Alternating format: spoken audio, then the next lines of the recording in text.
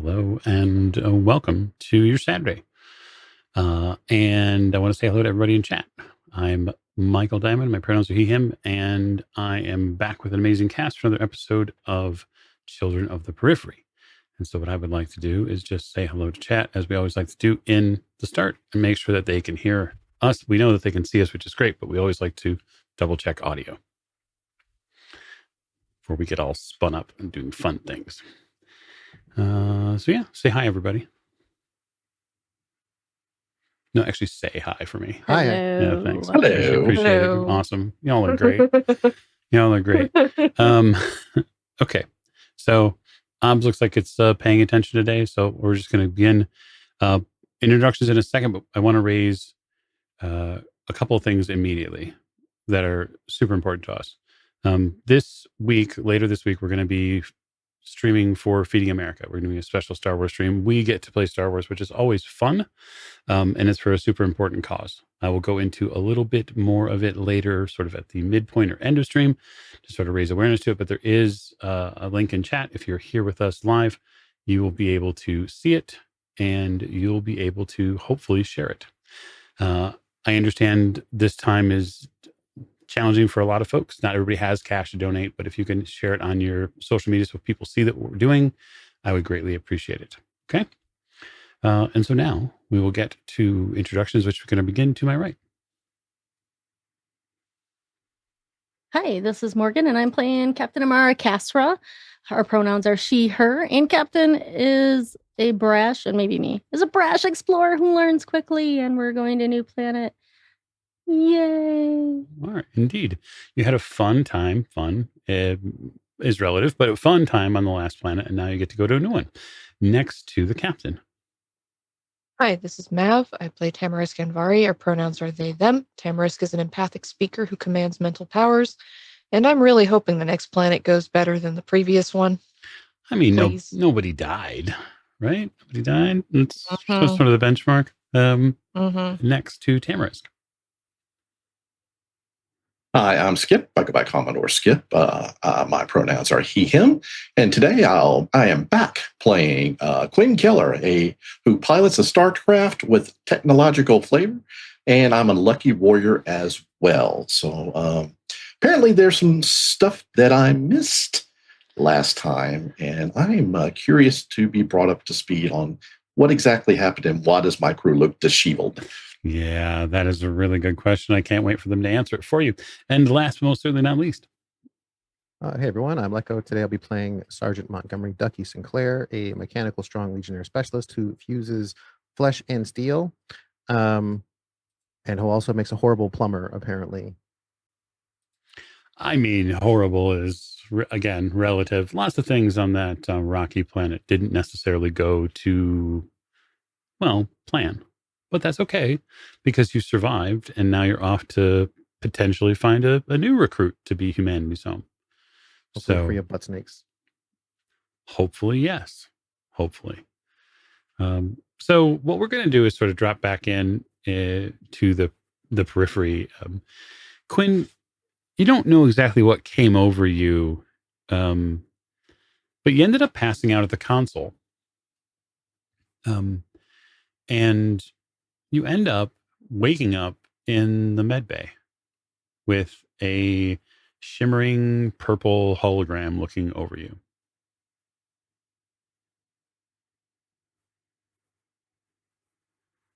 Wasn't that just on the bridge? Yes, you were on the bridge about 3.5 hours ago. Did I pass out? Yes. Okay. Oh, we're just running some tests. The rest of the crew is sleeping at the moment, but I wanted to be particularly careful with your condition. My condition? Yes. Overexertion. Okay. I didn't realize that I was pushing myself too hard, but, I'm not used to all this yet, so. Right. Yes. Flying through star systems, all of that. I could tell you stories. There was a cannibal planet once? Don't worry about it. Okay. Cannibal? Yes, cannibals. But I think that you'll be able to hopefully get used to it after a bit. We just have to make sure you stay properly hydrated and then take some regular exercise before all the exertion begins. Yeah. Did I miss anything important? Did the captain write me up for passing out? I wasn't intoxicated. I don't, you know. Not that I know of, but I'll leave that to her to decide. I'm going to go ahead and make sure that she's aware of it, and then hopefully the crew can fill you in on the rest of the fun they had. I miss fun. Bad fun? Good fun? Indifferent fun? I mean, it's all a matter of perspective, really. But you're alive. He taps you on the shoulder. Congratulations. I'll take that as a win. Yeah. Mm-hmm. You are very lucky. He looks at the screen again. All of these exertion readings are pretty high. Okay. We'll just need to be mindful of it. Yes, I will. I don't like waking up here not knowing why I'm here. So, not a good experience. Mm-mm. Oh, well, I certainly will work on the medical experience. I'm not a trained doctor. Oh, no, not your care. No. I'm just talking about the just being here, not knowing why I'm here is kind of scary. Of course. Yes, let me alert the captain. You get a ping. Captain Kosrick probably wakes you up after a really exhausting day. And Captain. Yeah, Rakam. I thought it would be mindful to let you know that I've woken Quinn back up here in the medical bay. He, while you were all sleeping, he passed out on the bridge. Is he feeling better? I think so. But what time is it right now? Ship standard time, it's about 7 a.m.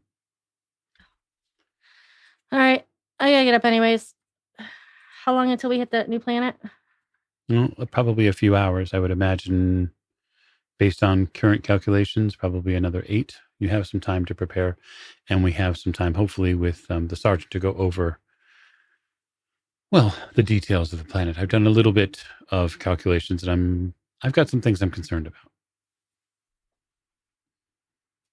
All right. Well, let the others sleep if they want, and they can get up as they so choose. Everybody deserves a little bit of rest. Mm-hmm. So it's gonna be several hours. So I will I'm gonna get up and do we have like steam showers or anything or sonic or what do we got going on for showers here? Is it just dirtiness? Just space dirtiness? We have a standard water recycler that allows you to take a normal shower. Okay. I've never heard of a sonic shower. what universe is this? Yeah. It's all right. Thanks for Star Trek. No. There are also no holodecks or replicators, just so we're clear. There's no toilets in space. Yeah. Or bras. Or bras. Yeah. There we go. Flying free. Okay. So I'm going to go and get ready and take a shower and stuff like that. Certainly. Am I free to go? Am I good? The captain has released you. Yes. Okay. You are allowed to go. Okay. Thank you, Rakam. I appreciate your help, even though I didn't realize that I needed it. Of course. I'm here to watch over the crew and make sure nothing happens to you. He sort of taps you very... the attitude is a little patronizing, but he sort of taps you a couple of times. Proceed back up to the bridge, stopping to get some liquid on the way. Okay. You stop and get some liquids. Mm-hmm. Captain, you arrive on the bridge in time to probably see Quinn sort of settling back in and getting a read on where the periphery is. Morning, Captain. Sorry for the scare. I didn't realize that I was pushing myself too hard. Yep, you gotta be careful out here. We got lots of travel to do and only so much energy. So make sure you're watching yourself and getting some exercise and eating right. And who am I to say eating right, please? All right. You feeling better? I do. What did I miss? Apparently, I was out for a little while. Did everything go all right? It went okay. Yeah. Okay. Yeah. Like, it was a planet that we decided that wasn't appropriate for our people, your people, the people. Well, it was the first one. You take your shot. Yep.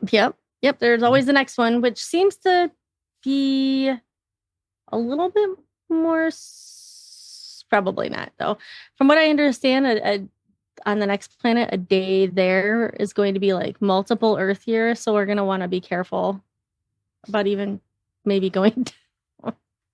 And it's looking at it, it's a little bit larger than some of the planets that we've been to. It's larger than that one, I think. If I'm looking at the readings right, maybe. Yeah. But since we only have 2 months, I think we're going to want to be careful about going on the planet for so long. Or because it could be multiple weeks down there. Time is a finicky fellow. And so we spend, 3 hours down there. That could be 3 weeks out here. So we'll want to be careful. Right. We need to stick with our chronometers and not the sun, moon, whatever it's going to be shining down there. Okay. Not a problem. However it works. I don't know. Time is a finicky fellow. And I just look up at the space.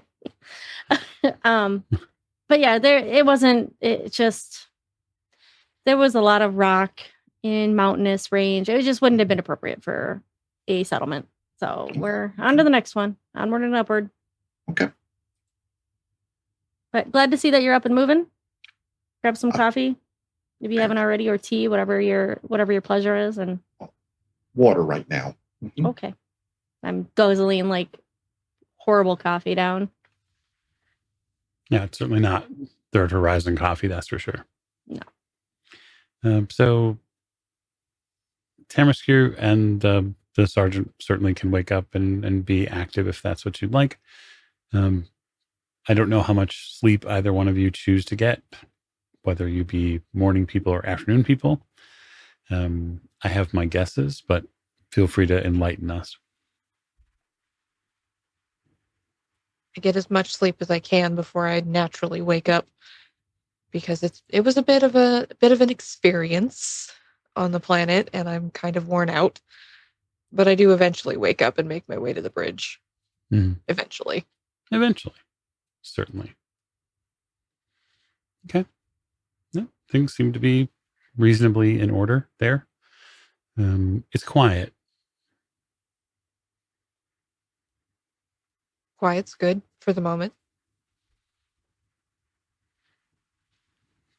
I'm taking advantage of the fact that no one really seems to be barking orders at me in the morning, and no one really seems to have a schedule here.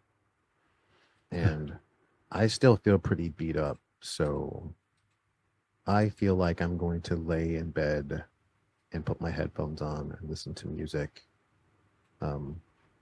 and just let time roll by until my presence is needed, so that I can get another recovery roll. Yes, a means to an end. So I'm certainly happy after sleep to give you another recovery roll. You'll recover all of your abilities to recover. So you have 4 of them. You can choose which one you're going to use. Okay. I still need more might, so go for it. It's when we went through the most of. Yeah. All right. I'm feeling pretty good. What relative time is it? I'd say by the time you're feeling that you want to get up and around, it's probably 9 or 10 at this point. Okay. That's not too bad. I'd be in the deep shit in the barracks, but I feel like here it's going to be fine. So yeah, I just I head out of bed and get ready for the day, and I will probably I won't head straight to the bridge. I'll head to the workshop first, since I had a bunch of stuff left over from last night, and tidy up my work area, make sure that I don't leave any bits of myself laying around, and I will consolidate all the stuff that I recovered from the planet and put it in a little bag. Awesome. Sounds like a wonderful idea. Hey, Quinn, I'm going to give you 2 points of experience, and you can go ahead and give it to another one of those to either the captain or to Tamarisk, whomever's on the bridge you'd like to. Well, let's go with the captain. Okay. This time. An alarm goes off on your console. It is a proximity alarm. I would like you to make me a piloting roll. Absolutely. The proximity alarm, when it goes off, everyone hears it. Although, Sergeant, I don't know that you would be familiar with what its purpose is. You just hear an alarm go off. For the captain and for Tamarisk, you're familiar with that alarm, meaning something is super close to the ship all of a sudden. Okay.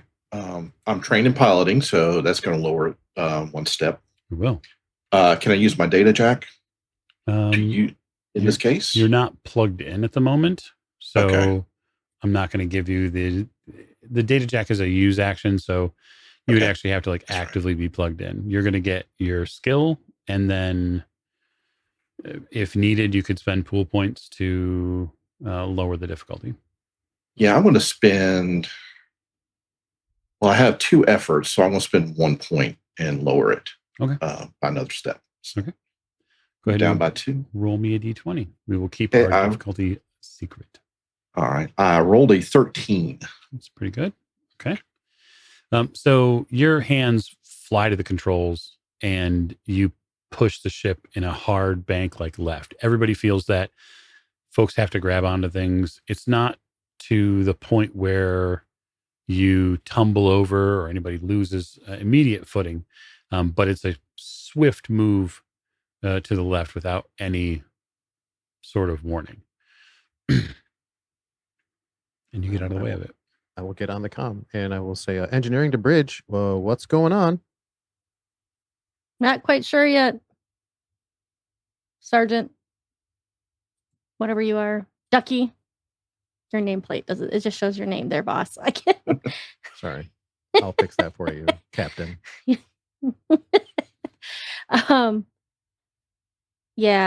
Quinn, what was that?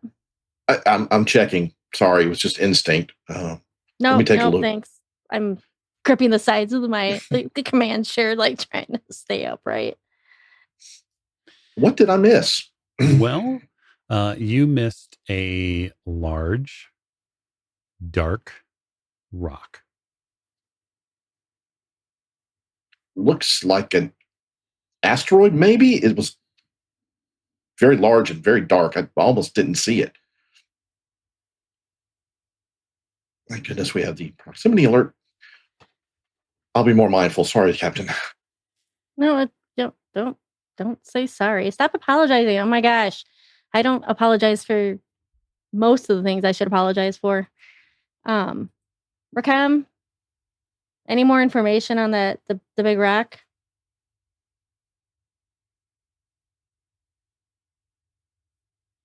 Yeah, I can certainly give you a little bit. It looks like the material that it's made out of is not something our sensors have detected before. And so it didn't know to look for it. I'm going to try to reprogram them now and give us a little of assistance, but we're going to have to keep an eye out. Sending way to the bridge. Interesting. I guess what type of material is it made out of? We're not sure. That's the problem. Oh. It looks like there are some trace amounts of titanium and maybe palladium inside of it, but it's wrapped in something. Wrapped in something that's maybe man-made, species made. I don't know what we're going to use out here for that. Crafted is the best way to say it. Okay, species made. We're going to go with that, Rakam. Can we land on it? I don't think so. It's not wide enough. He tries to put it on screen and then gives like a ray, like a wire diagram outline of it. And you see that it's, it's probably 10 or so meters in diameter. So it's a pretty big piece of whatever it is. And it's at odd angles. But even the line tracing has a difficult time like genuinely establishing itself. It traces and then breaks and then traces and breaks and then finally sort of takes hold.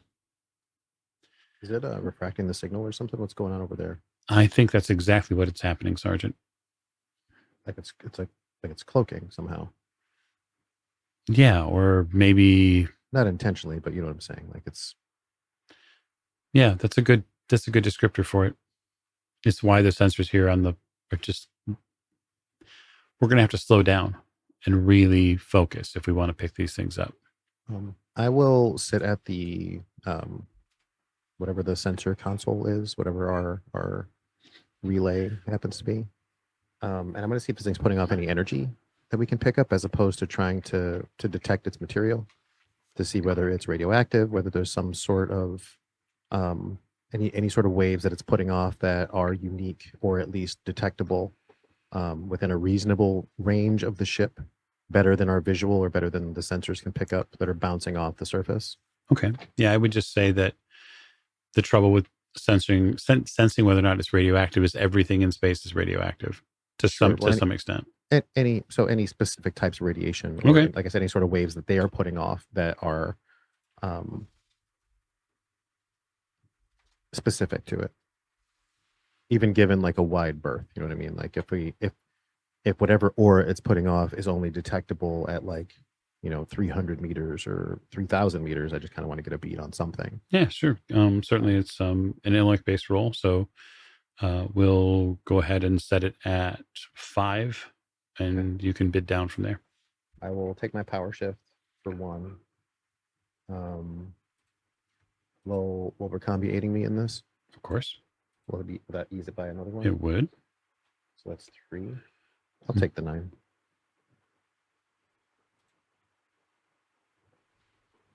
My die says a 17. It's pretty good. If the roll was damage dealing attack, it deals +1 damage. That's true, but it doesn't. So that's good. Unless you're gonna I deal +1 brain damage. Yes. So you sit with Racom at this station. So the science station, roughly speaking, is fairly close to the gunnery station where Tamaris waits to shoot something. But the modeling on this is confusing at best. It does put out a certain type of radiation band, and Racom's able to sort of pattern the sensors to look for it. And the pattern that develops is not pleasant because the ship starts picking up tons of these chunks all over the place. Different sizes, different shapes. And the detritus here is all over your flight path. We may want to take it down a notch. This place is a minefield. Yeah, I'm backing off the engines a lot. Now, y'all can be the judge of this, but do we have maybe a mechanical arm we can bring a piece on and get a better look at it? I don't know. We don't necessarily know what kind of energy these things are outputting. And I would also be hesitant to shoot anything at them. Did we note if there's any life signs on any of this, Sergeant, when you were doing your scan? You can scan for them. Any organic material, any inorganic moving objects on the surface. Or inside. I mean, if it's maybe it's a ship. I can't imagine we're going to be able to penetrate these things if our sensors are bouncing off of them. I would say if you want to determine whether or not there might be that type of organic material embedded within it, try to hyper focus the sensors. I'd give you an additional sensors roll, but the difficulty is going to be like 7 to start. Yeah, Okay. I'm gonna give it a shot. Well, I just don't want to break the sensors. I mean, You shouldn't break them, but Can you use this? Are we allowed to use the ship as an asset? you can either use the ship or Rakam as an asset. Is your choice. Okay. That they function as the same tier. You said we never seen anything like this before. No, not in the Third Horizon.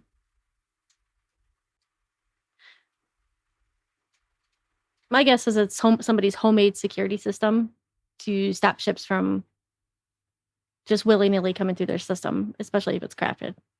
But that doesn't mean there can't be life inside. Like they can't be ships trying to disguise themselves. Did we deduce these things were manufactured? We did. What? I thought you said it was crafted. I did not. I see. So that would be the word. That would be the word. Oh, well, here I am like they're crafted. Okay. So they're not crafted. They're just fucking out there. You don't know what they are. Flying How fast are they free. moving? That's a great question, Sergeant. So how fast are they moving? They're actually not moving terribly fast at all, but they are moving. And they're all moving in a somewhat specific direction. Do we have a remote drone or anything like that we can fire out there? We do not have a drone or piece of equipment that can survive space.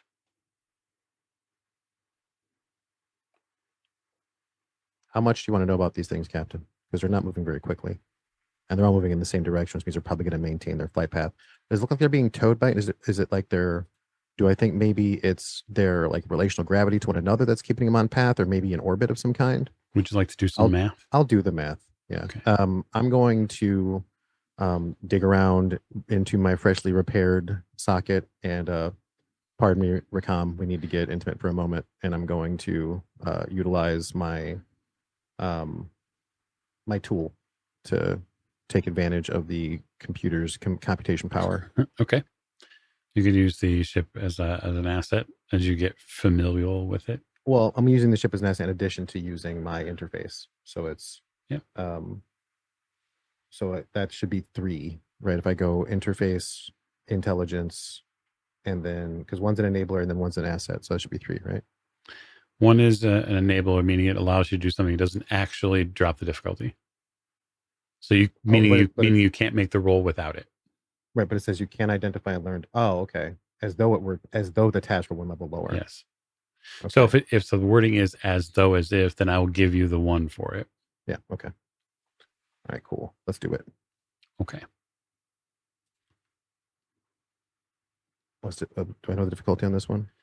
No, you have no idea. Okay. All right. All I know is it's lower. It's lowered by 3. Let's go. That was almost a 1. 15. So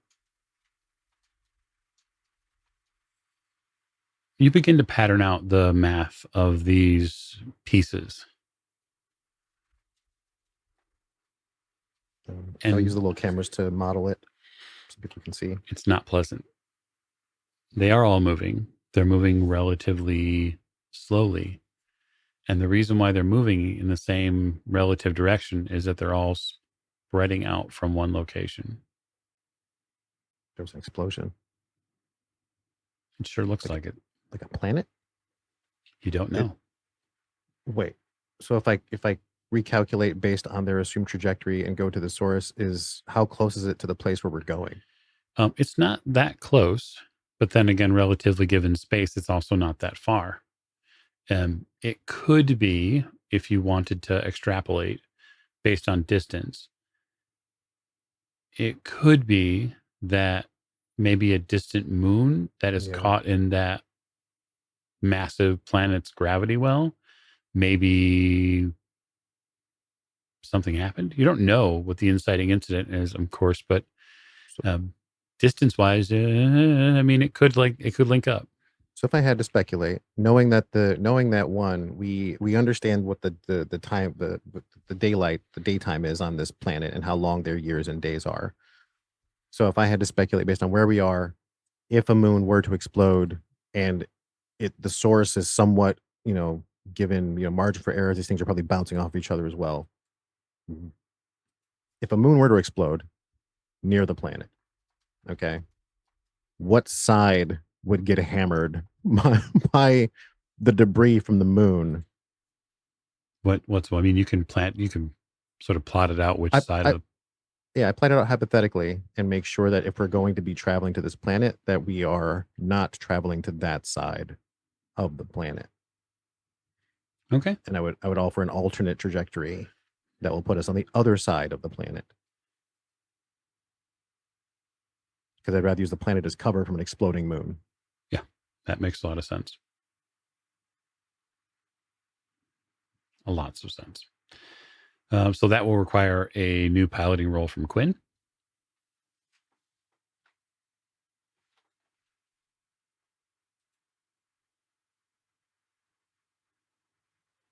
Captain, we have no idea what sort of impact this thing might have on the habitability of that planet.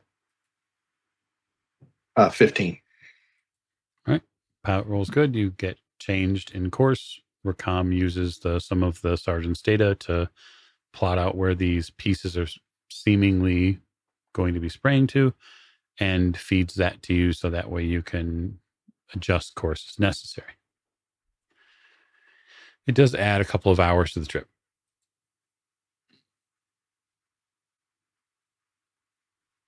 Was that the only moon that planet had? I don't know that we know.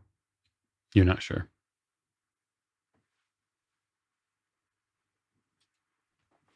Okay, well, let's just keep a lookout for other pieces of whatever this is that's not crafted.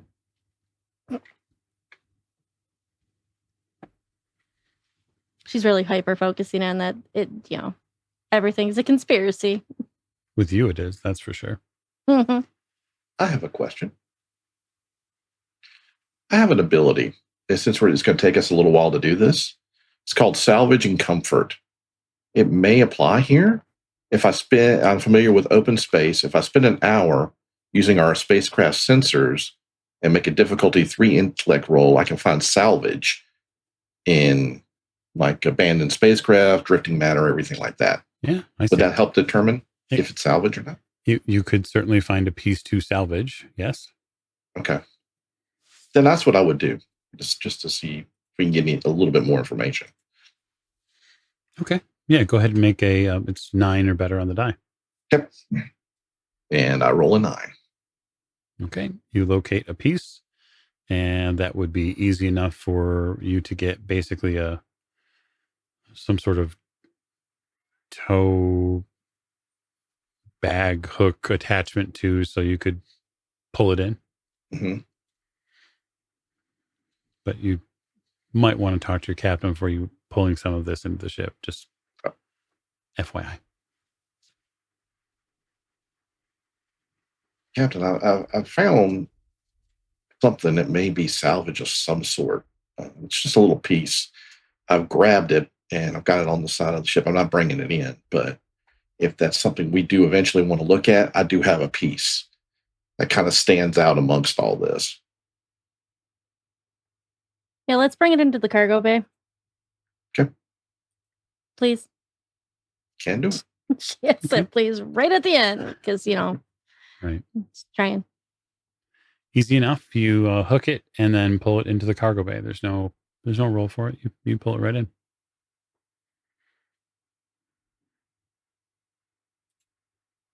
It's in. All right, let's go put on some suits, some biohazard suits, and let's go take a look at this rock. Racom, can you join us, please? Certainly. There are more than enough emitters. Captain, I'm going to stay here because in case something else pops up. Yeah, that's a good plan, Quinn. Thank you. You're welcome. Engineer's log, we are bringing Alien Detrius on board. If this is my last entry, God damn it. That's fair. Are you on the bridge when you're doing that there, Ducky? No, I wait till everybody's leaving and I say it into my personal account. Because I would just look. Okay. You head off to the cargo bay. So, Tamara, you staying on the bridge or are you going with? I'm going with. Awesome. I'm interested. I suit up. You suit up. Okay. There's an entire montage scene we get Mhm. from the sergeant suiting up. Yep. It's very fancy. Michael Bay does the explosions in the background, and eventually you're back with the rest of us. The cargo bay is not really a place that you've spent a lot of time, Sergeant. Not No. overall. It's actually pretty empty. There are a few things here that do pique your interest. One of the things is a lump of matter, lump of matter that sort of sits in the middle of the cargo bay. This has the tarp and hook and lead cable around it. This must be whatever Quinn grabbed. On the far wall of the cargo bay, there is a black cargo container. And that black cargo container is strapped to the wall. And strapped to the wall, and it has a bunch of like caution stickers on it. And there's like a heart sticker with like I love you scratched into it. Is that a coffin? Oh, much bigger than a coffin. Is that a big coffin? I say this out loud. No, No. nothing like that. All right, whatever. What kind we got to read on this thing based on its proximity? Are we safe in here? It doesn't seem to have upset any of the internal environmental sensors, but I do want to suggest caution when unwrapping it. It is unknown matter until it is known, so please be careful. All right, I will begin the painstaking process of unhooking the tarp and cable and hooks that are keeping it enclosed, so I can get a better look at this thing. You begin unwrapping this space present. The tarp peels off. You're not sure if it's the change in relative humidity or perhaps some of the ambient moisture that's here in the ship. The ship is actually not very dry at all. There's a little bit of additional humidity that's in the air to keep things from becoming too difficult for those who don't sit around in enviro suits all the time. So there's a bit of stickiness almost as this thing peels back. Not heavy like honey stickiness, but just like there's a peel to the tarp for sure. Is there residue on the inside of the tarp? There is. Then when I peel it away, I definitely deploy it like face up. I don't want it getting all over the hold. Mm-hmm. And I will also be monitoring the air quality through my suit. Okay. I'm sealed up. I'm not breathing whatever this thing is putting out. So imagine then this hunk of matter as a oblong piece, probably about 4 meters long by say 1.5 meters high. This looks more like a coffin than anything, although it is oddly shaped. It's thinner at one end than the other, and it doesn't really conform to any specific shapes in the sense that, like, if it was something which was made, you're not sure what the hell would make it like this, because Is the texture crystalline or is it more sandy, rocky? It's much more rocky, actually. But the outside of it is covered in something you're not expecting, which is dirt. Well, Captain, I give you your dirty, sweaty rock. Why is there dirt on the outside of this? And it's sweaty? Well, sweaty in the sense that there was some moisture that comes off when the tarp gets pulled off. If I had to guess, whatever rock this came from, whatever larger body this came from, maybe had an atmosphere. And maybe this is from the, it was one of the more recent pieces we encountered, right? So this is likely from the crust. So we're talking not very old. ground. As we get closer to the planet, we're going to find pieces probably closer to the core. Your harder metals, your more ferrous material, but this, I don't know if I had to, if this is some sort of moon with an atmosphere, this is the equivalent of, like, I don't know, pavement. But we're not sure if it came from the moon. It could have came from the planet that we're. It could have, based on our understanding of the planet, is it's covered in vegetation for the most part, and I'm not seeing any. While we're seeing dirt, I don't see any organic material here. No, you haven't seen any organic material at this point. And it would be very unlikely with a planet like that is so lush and so overexposed for so long and rich with oxygen. We expect the plant life to be immense. So there would be evidence of something here.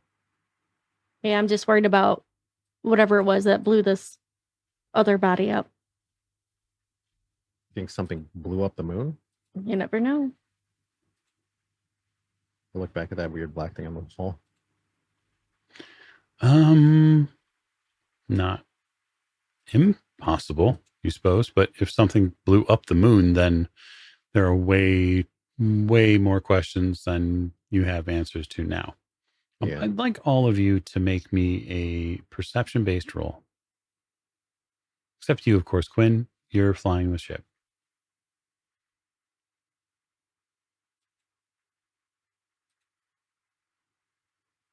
Rolled an 18. The roll was damaging and attack. +2 damage. I like this little roller thing. It's fun. 11. Okay. 5. You're probably the only person that picks this up, Sergeant. And that's probably because your proximity to it. But you hear a hiss sound like pressure is changing. Rakam, can we get a pressure evaluation on the hold? We're at 100%. The hold Something's is happening to this rock. Everyone clear. Everyone get clear. I start backing up. When you start backing up from the rock begins to emit some sort of, it's not really steam per se, but it emits a pressurized air. And then it cracks. There's controls for the hold, right? In this There are, place. yes. I vent the hold first. I don't want whatever that is staying in here as far as that gas goes. Okay. And you said it cracks? Yeah, it cracks. Really hope nothing crawls out of there. Go ahead. So you vent it to release the gas, but you don't open the hold. So like the rock is still sitting there. It cracks. And as it does, a series of, I'd say, pinky-sized objects crawl out from the inside of it. They more slither out. And there are probably a few hundred. Contact. They're definitely something that is, or appears anyway, to be some type of invertebrate. And when, or worm or something like that. And when they crack, when it cracks open and they fall out, they sort of spill everywhere. Like, so imagine taking an entire stock pot full, like a commercial stock pot full of macaroni, cooked macaroni, or maybe ziti, and just like spilling it all over the floor. I guess the last thing I will say before, I don't know, something eats us will be something to the effect of permission to request that the crew secure themselves and we jettison the payload, Captain, as my hand hovers over the cargo door. Yes. I slam the button down. You slam the button down. You watch through the windows that go into the cargo hold. And when you slam the button down, the hold opens, right? No wait time at all. It springs open under the emergency circumstances. And as it does, the rock chunks fly back into space. And as they fly back into space, a huge majority of these tiny, pinky-sized worms go with them. The troubling portion is that the worms that are on the ground adhere to the bottom of the hold, and they stay there, even under vacuum. Those are some sticky worms. Rakan, we have a flamethrower. I don't believe so. I'm going to add that to the fabrication list. There's rules against open flame and regulations. Anyway. Unlike, We have a fire suppression system in the cargo hold, like FM200 or anything like that, where if we, or is that just basically the same thing as venting, where you remove all the oxygen? Yeah, it is. point So to the vacuum space. yeah. So in modern times, it would be like an Ansel system that would destroy the oxygen in a room. They're not used much anymore because they're, well, dangerous and people can die. So usually emergency evacuation is usually the first step, which is why the sergeant went to it. And it worked most of the time. Does my suit, if I were to go out there in my suit, am I sticky enough? Like, do I have magnets in my boots to stick to this floor? I like the idea of maybe you not having every trick in the book. So no, we'll say that you don't have magnets in your That's boots. fine. I just wasn't sure if I had if I was meant to be operating the outside of a ship or not, but I knew I'll add that to my list as well. We're gonna have to scrape those things off. We want them out of here somehow. Are they doing anything besides sticking? They're wiggling. And they do seem to Like be that. wiggling towards the door, like to get away from the vacuum of space. Nope. Mm-mm. Captain, is everything all right? I'm reading a door open. Yeah, you brought Yeah. worms on board. What? Space worms in your space rock. Cloaked space worms. Okay, I didn't see that coming. They're cloaked. Are y'all all right? Do I need to do anything? No, we're fine. I don't think they're man-eating space worms, but maybe they are. We haven't touched one yet. So I guess the question is how long do they hold your attention for?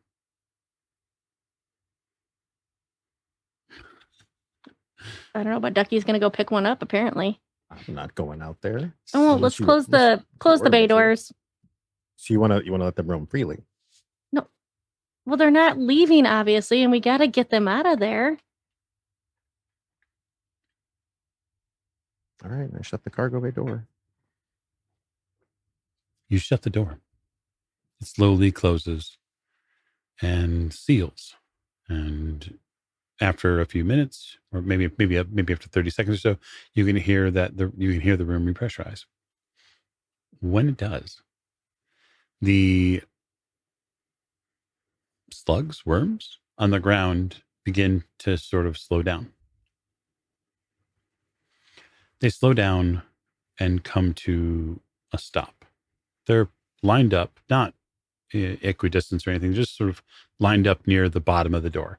And they have formed a slight pattern, almost like an arrowhead pattern that leads away towards the door, right? Away towards the hull hatch. So there's imagine they're pointing at the hull hatch that you just closed.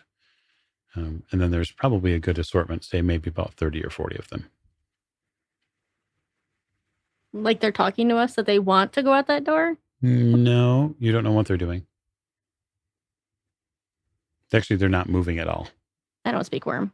Tamaris, do you speak worm?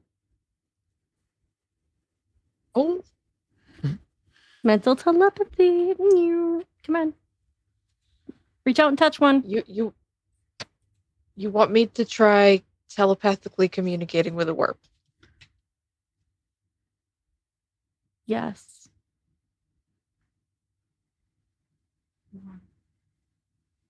Okay.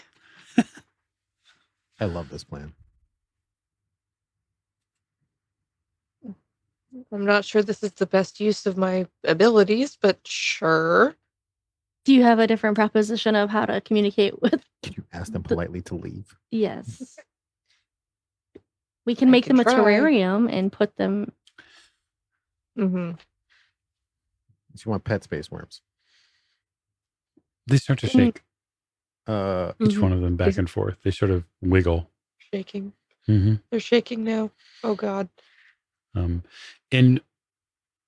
But what is a brief moment after they wiggle, the backs of these worms start to open. And when they open, they grow very long, slender wings. Now we've got flying space worms. And then many of them take flight into the air. Some of them hit the hull door. I open the cargo hold again. Okay.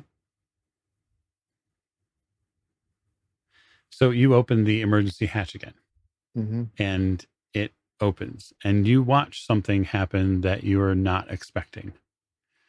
And so as you open it and they're in the air, they fly up and they get pulled out. And when they do, a huge majority of them exit into space. There is probably a third of them, maybe 10 or 15 of them, that get sucked immediately up into the HVAC system that is at the top of the cargo bay.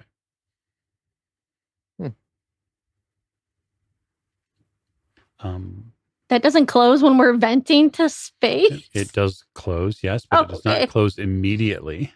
Oh, okay. I was like, oh my God. See, here's how pressurized air works. Here they come. And they're now in the vents.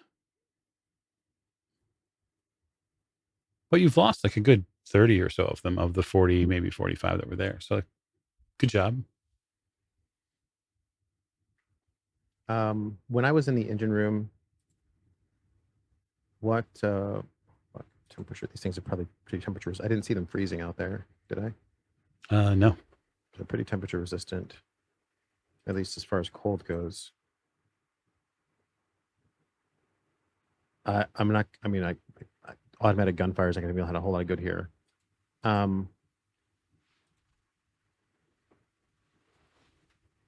Rakam, see if you can gate off as much of the HVAC en route to the cargo hold as you possibly can, and I guess use the internal sensors to see if we can pick up where these things might be headed. I'm going to run to the engine room. Okay. That sounds like a fantastic time for us to jump to our first break. So we're going to take a quick break. But before we do, I want to remind you that we are on stream later this week for Feeding America. We're going to be playing Star Wars. And the cool thing about that is that we get to talk about Feeding America and what they do. So 47 million people face food insecurity, including experiencing daily hunger challenges. And it's something that we can hopefully get a handle on. 1 in 5 children experience it, including 13 million across the United States. There's a lot of things that cause it. We'll get a chance to talk about it in depth a little bit more Friday. But it's super important. And I understand, given that it's the holiday season, that everybody is probably a little financially stretched. It's just not impossible to donate, but sharing takes 2 seconds, and drop the campaign link. Maybe there's somebody who will be able to check it out and they can donate and help Feed America. So we're going to go to break. We'll be back in a few minutes. So don't you go anywhere. Hello and welcome back. So we're back with Children of the Periphery, and excited to bring you this next portion of today's adventure. So when last we left, Sergeant, you were headed towards engineering.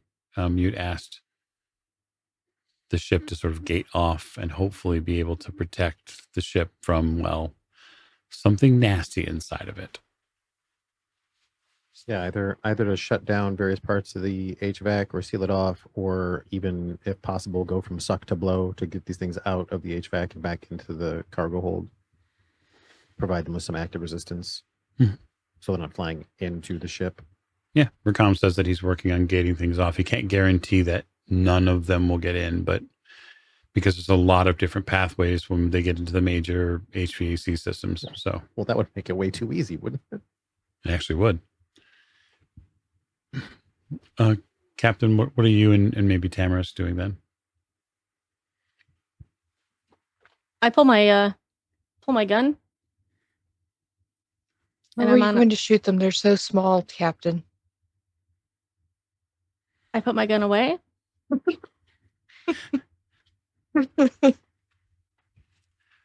I go to engineering to go look for a hammer or a mallet or something.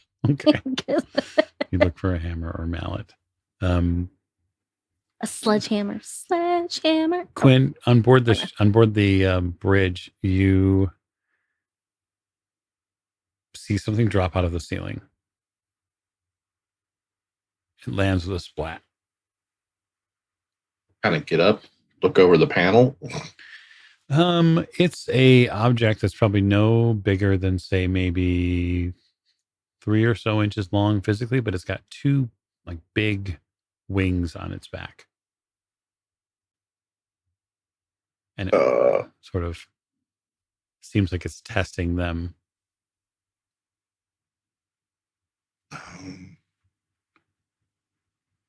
Take my boot off and just try to whack it.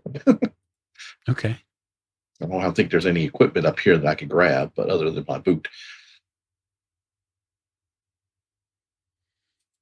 That's reasonable. We want to go ahead and try to smack it. Yeah. Okay. Certainly give me a roll. I'll say Okay. that it's difficulty, I don't know, 2. Okay. Well, if I'm using a light weapon, which I guess my boot may be, Sure. I can ease it by 1 step. Okay. Okay. So that's 1. So 3 or better. Okay. Rolled a 19. Fabulous. So you're going to actually do additional damage to this thing based on the chart. You take your boot off and sort of hop up and down a little bit and then reach up and then pound down with it. And when you pound down with it, I'm going to have you make an intellect defense roll. Okay. Do I have any intellect defense? Okay. We'll see. I rolled a 1, but I'm lucky. So let's roll that again. That's very good that you're lucky. Are you though? Well, it's now a 14. So you're lucky, but maybe not good. So it saves you from the critical failure and immediate GM intrusion. You come down with your boot and you get this feeling, just an immediate rush of concern, empathy, and you feel like you can't do it. Like this little thing is harmless. It's not here to hurt anybody. Oh, this is before I hit it, correct? It's right before you hit it. Yeah. Okay. I'll stop then. Oh, cute little fella. I'm sorry. It sort of moves its wings a little bit. Oh, all right. Just sit right there. And I'll put my boot back on. You put your boot back on and it continues to flap its wings. It makes a little ringing sound when it flaps the wings. I'll reach over to the intercom. Captain, there's this cute little worm with some wings up here. I almost smashed it, but it doesn't look like it's going to harm anybody. Can we keep it? No. But it's cute. Okay, well it might be cute, but try to can you try to trap it in a cage? I don't have a cage. I mean, it's just kind of sitting here, and I didn't know better. It looked like it might be smiling at me. That's just so odd. Okay, I'm gonna stop in the arboretum area and grab maybe a container or something on my way up to the bridge to go collect our new friend. Why don't you while you're there in the arboretum collecting a cage, why don't you give me a perception roll, Captain? Okay. I got an 18. So the Arboretum is really a rare area on any sort of spaceship, given the fact that you have plants and actually a couple of fruit-bearing bushes. And you see that there are 3 or 4 of these things in here. They've come down through the HVAC duct and are now planted on like the little patches of grass. They don't seem to be doing anything. They're just sitting there now, sort of exercising their wings.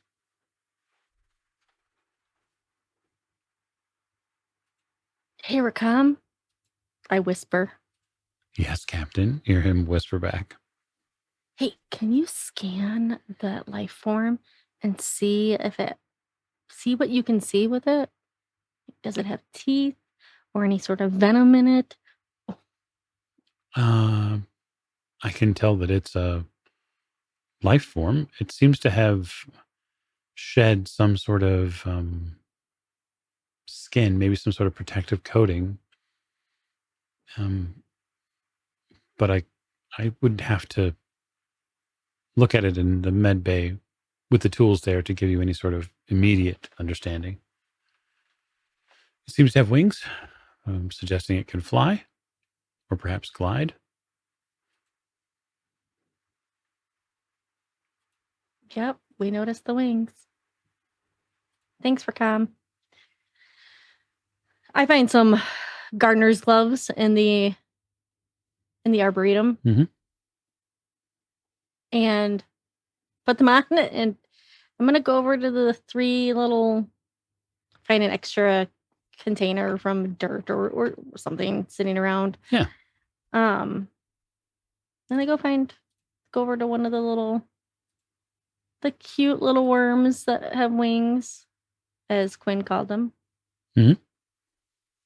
And kind of like hold out my hand to one of them with my glove on, not barehanded, because Of course. silly. See if one of them will climb on, and I kind of like point into the container. They don't seem to climb on.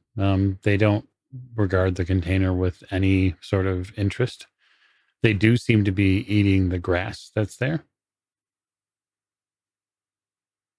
Like down to the dirt, or just Well, they're chomping? pretty small, so they're not able to necessarily eat it down to the dirt, but they are eating the roughage that is underneath them. All right, well, whatever. This is as good as place as any for them. So I'm gonna go to the bridge with my container Mhm. to collect Quinn's new pet Okay. or friend. I don't want to call them pets. You head That might be rude against a sentient being. you head to the bridge. Sergeant, you get to engineering. So I grab the first thing that comes to mind, which is like I grab some sort of portable maintenance suction rig, like a vacuum. Yeah. The kind you'd use for like debris cleaning or for cleaning apparatuses. And then I will grab like something a bit high powered, like an environmental pump, and I'm gonna attach that to it. And see if I can convert it from like an ambient suction tool to like a directional capture nozzle. Yeah, give me a roll. I think that's probably an intellect roll. It's probably hardware or some sort of Yep. electronics roll. Yep. Or So mechanics. I'll use my intelligence power shift, and for using, repairing, or crafting machines, I have a T. Just so you're trained. Yeah. Okay. Yeah, give me a roll. All right, cool.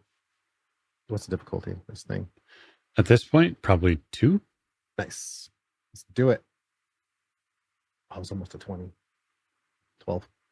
Yeah, you connect things. You sort of slot things in a specific place. You have to do a little bit modification, but it's not that big of a deal. I grab my duct tape. You certainly are able to create a proper seal with the well-backed adhesive. Invade my ship.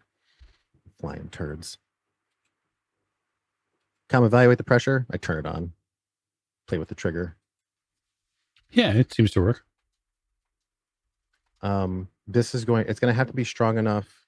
It has to be at least as strong. Like the HVAC was able to suck them up. So it's got to be at least twice as strong as the HVAC depressurization. Okay. And then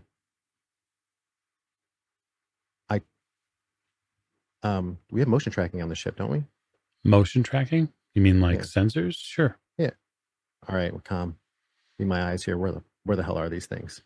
There are now 5 in the Arboretum. There are one that I see on the bridge. There are a collection of them inside the galley, and then it appears that 1 or 2 of them may have made it into some of the crew quarters.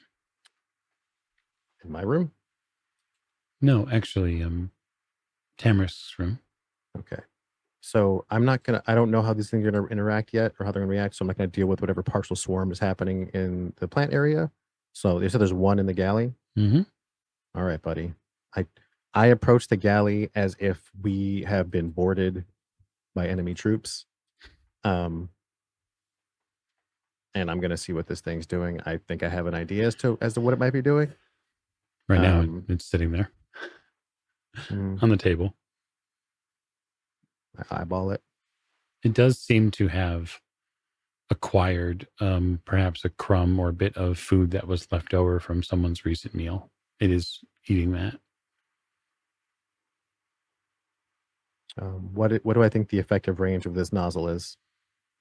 Oh, at best, maybe 10 feet, maybe. All right. We begin to close. Okay. I try to stay out of its peripheral vision. The wings move, sort of, they flex. They move like a moth's wings. That's probably a good descriptor. They're like a big pair of moth wings. Okay.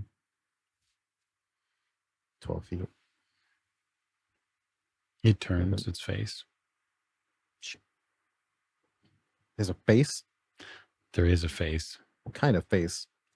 It's a little fuzzy face with like 2 antennae on it and a couple of eyes, perhaps a mandible covered maw. And come, shut the galley door. Okay, galley door shuts behind you. It tilts its head when it looks at you. I close the last foot to engage. Okay. And I flip this thing on. Okay. So you flip it on. I'm going to have you make a intellect defense roll. Okay. And if you are hindered on them, sir, you should let everyone know. I'm not hindered on them, I don't think. Intellect defense. Wait, how would I know? It would say in one of your character's abilities, it would show that you're hindered in intellect defense rolls. No.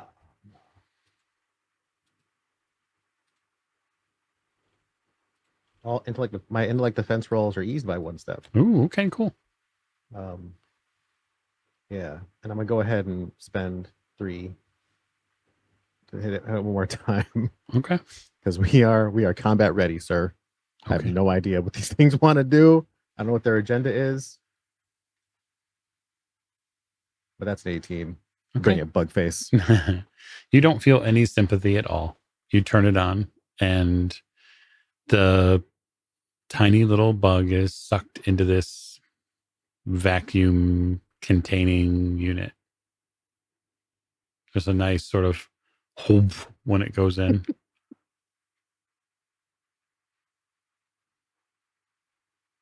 Bogey captured. Moving to the Arboretum next. There's a ringing noise now that's following you. Ringing? Yeah, there's like a bell ringing, almost like a singing bowl sound. Does it come from inside the chamber? It is. I'll rattle it a bit. It changes pitch a little, but keeps going. Shit. It's calling for its friends. I rush to the Arboretum door. Hang on a second. Tamarisk, what are you doing given all of this? Are you heading to the bridge? Have you headed to your quarters? Like what's post cargo bay? Where are you at? Post cargo bay. I went with the captain to the Arboretum. And then when the captain went to the bridge, I went back to my quarters. Mm-hmm. And I'm guessing there's a bug in there from your description earlier. Or a worm. Sorry, flying space worm. Flying space worm is accurate. Yeah, it's right there. It's on your bed. Just kind of stare at it for a minute. Just The big moth wings sort of flex a few times. You hear the ringing sound. oh dear. Guess I'll try communicating with it How would because I you? don't know what else to do. How would you like to do that? So I'm telepathic. So it has to be able to, it has to be willing to try and communicate, whether it's in images or some kind of language. So I'm going to try that. Okay. So I have to spend an intellect point. Mm-hmm. You know, all that mental power does make you susceptible to things. It does. Just waiting for that. Mm-hmm. But you're just talking, so Just talking. yeah, go ahead Or trying to. trying to talk. So feel free to make intellect based roll to Okay. attempt to communicate with it. All right. Okay, that is a 17. Yeah, you certainly establish some sort of mental connection. There's somebody on the other side of the door. I'll just put it that way. It doesn't Okay. feel like a full consciousness. It feels more like a series of impressions, perhaps instinctual. And then Kind of like the lizards. Kind of like the lizards, yes. But I'm going to ask you to make a mental defense roll now. Which I have an inability in. Correct. Okay. So that's a 2. So you sit on the bed. You don't remember doing so, but you feel the need to. And you curl this thing into your hand. And it sort of begins to flap back and forth in your hands. You hold on to it because you realize 3 things are very true. It is so precious. And you have to be very careful with it. And it has a huge family that is missing. And it needs to know where its family is because it's very worried about them. It feels like how to put this the right way. It feels like a biological imperative for this family to be found. It sends that impression, that mental impression, which kind of sort of begins to mix into a mental suggestion. Like it needs help. It needs your help finding its family, and it has to find them, and it has to find them really soon.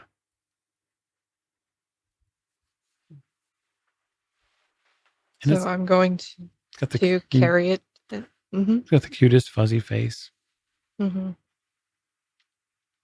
Gently kind of hold on to it and go looking for the others, like back to the Arboretum. You head back to the Arboretum. That's where I saw the last few.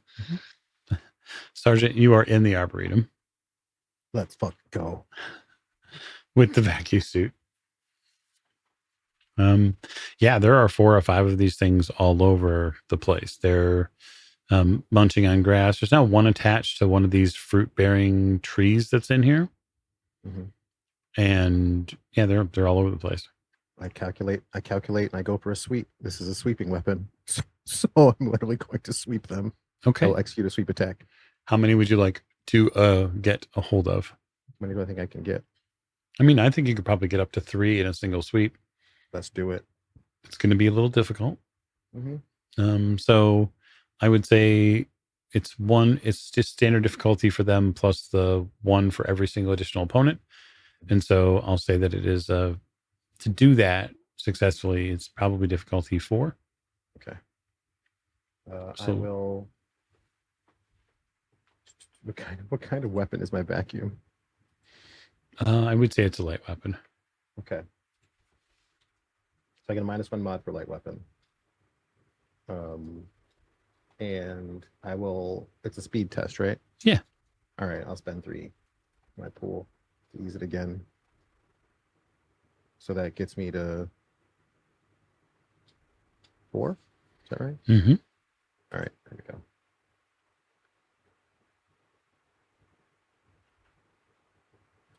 I can spend XP to reroll. Is that how that works? You could spend XP to reroll. That's true. All right, that's only a 4, so I'm gonna do that again. Okay.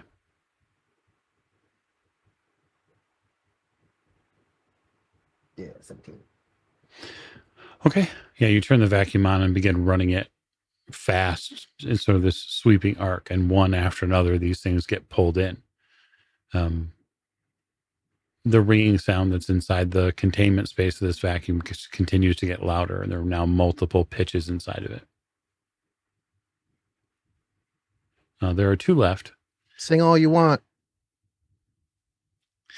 By the time Tamaris gets there. But first, I certainly want to check in with the captain as Captain, you were going to the bridge with your containment box? I was. You find Quinn. I don't know, Quinn, are you carrying this thing aloft? You've had some time with it. How friendly have you gotten with your newfound space bug? We haven't touched it yet because I respect its personal space right now. So, I'm still trying to apologize for trying to smash him with the boot. So, probably just sitting there carrying on a one-sided conversation with it. So, I'm sorry. Can you talk? Can you communicate? Hand gestures? Anything? Well, it doesn't have hands, Quinn, but what it can do is shake its wings back and forth and create pretty ringing sounds. And it does seem to oscillate the pitch a little bit as it moves back and forth. It does move its head as you talk to it. But as far as form actual words, no. Okay.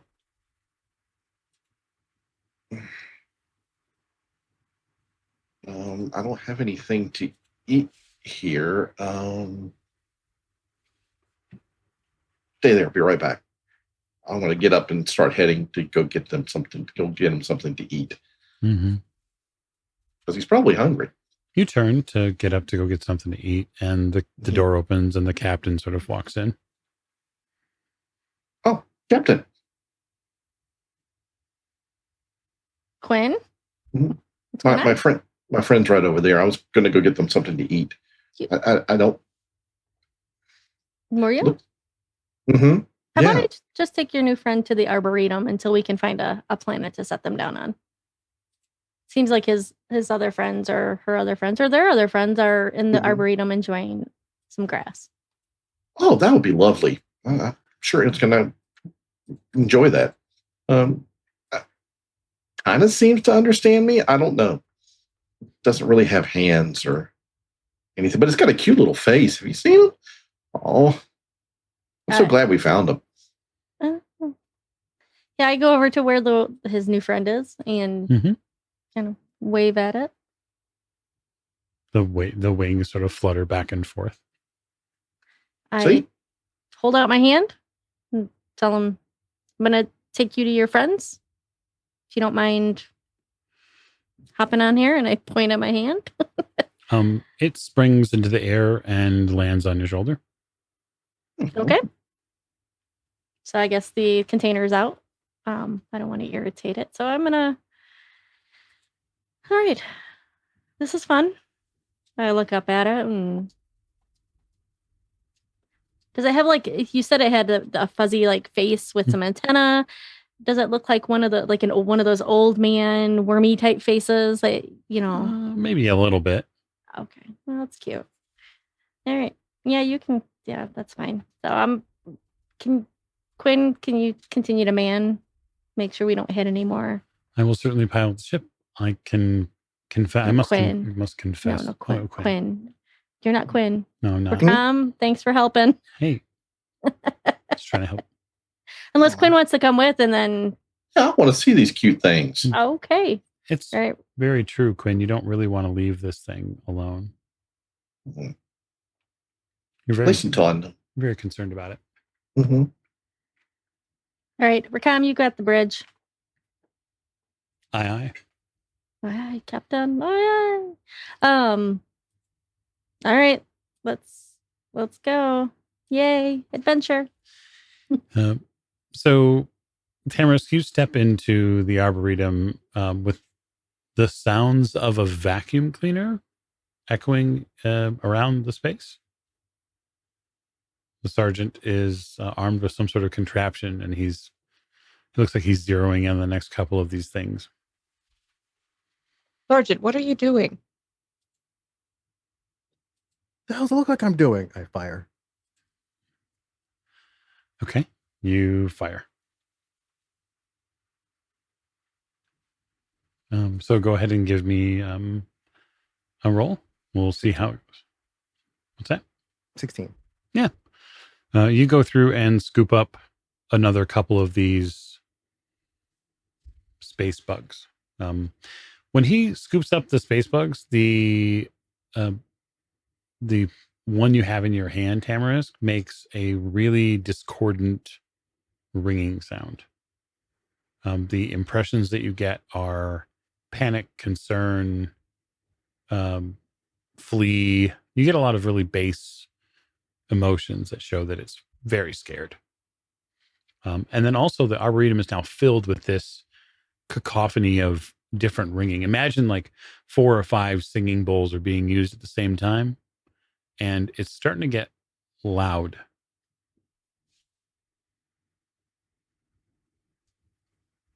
I want to clap my hands over my ears, but I can't because I'm holding the little bug thing.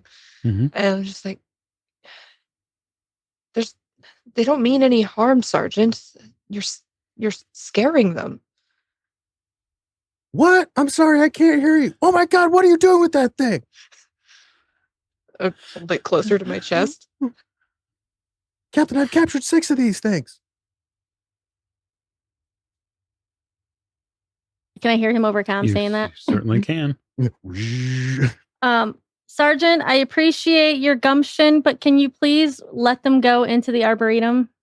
What? I don't think they're, as far as I know, it doesn't seem like they're going to harm us. They're not. They're It friendly. doesn't seem- What? And they're so cute. Captain, with all due respect, this is insane. What if your action of scooping them up into whatever you're doing will cause them to, react in a negative manner? I think we shoot them back out into space where they came from. I look at the one on my shoulder. Can you survive in space? You don't get an immediate answer. You just get this same sort of ringing sound. So with the 4 of you now in the same space, I'm going to have everyone in there make me a mental defense roll. And so what will be is it'll be a base 3, and it's going to be +1 for every single bug that's in the room. So that is 7. I have an inability, so it's 8 for me anyway. Correct. Use 1, spend 3.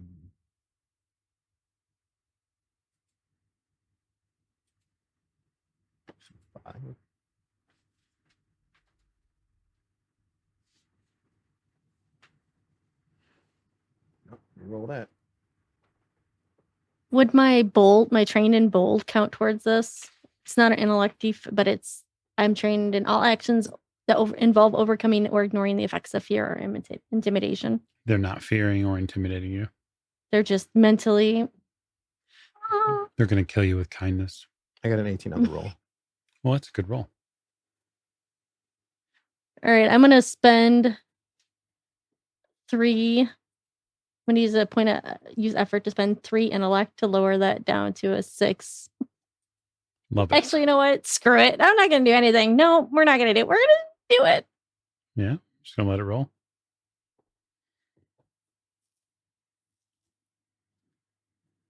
A 1. Oh, fantastic. I love that for me. Very good. So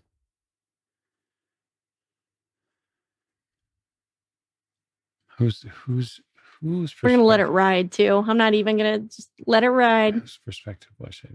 Yeah, we'll say, Tamara, you become convinced that collecting them into one space is a good idea, but that the sergeant is scaring them and they need to be here in this space where they can eat. But what they need is safety. And inside that secure container, it's not safe because there's no water or food there. And they need to be with each other badly. For you, Captain, you become convinced that nothing is coincidence. And of course you found them because you're the only thing within God knows how far, icons know how far, that has any sort of arable land or a place where they could actually grow. The Arboretum is perfect for them. It needs to be their new home.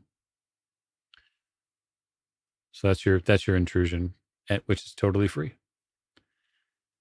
For you, Sergeant, you realize sort of something about them together, and that is collectively, as you've brought many of them into the same space, you realize that there's some sort of film in the air, some sort of pollen that you didn't recognize at first.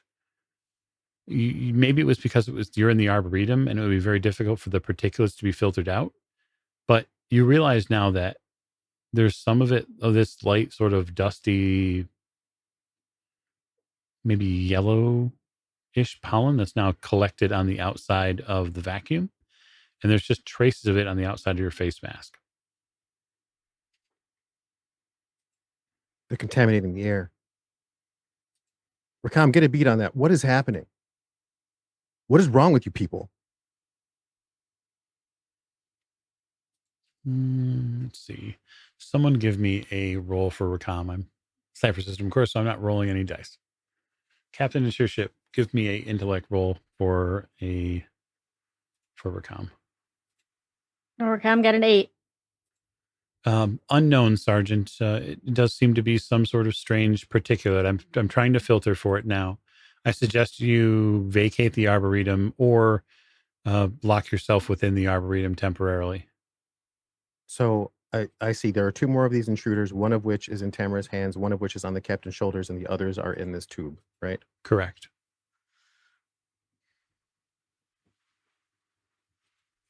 I'm not much of a psychiatrist type, but No. I have been in intense combat situations with Tamaris and the captain on more than one occasion at this point, and I've seen how they operate when they are what I would consider to be at peace. Are they on something? I think I would say it like this. The captain is perhaps acting slightly strange. Tamarisk is different. They're very hard to read. Sure. Because they're naturally a very calm being.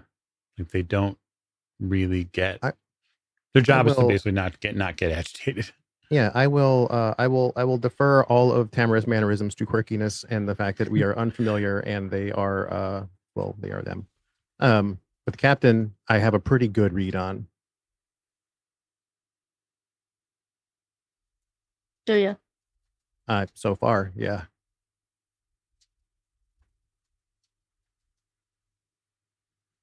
Captain, we have no idea what these things are capable of, what they're doing, or why they're here. We invited them on board accidentally, and you're saying they should stay, and we should release them. Those are your orders?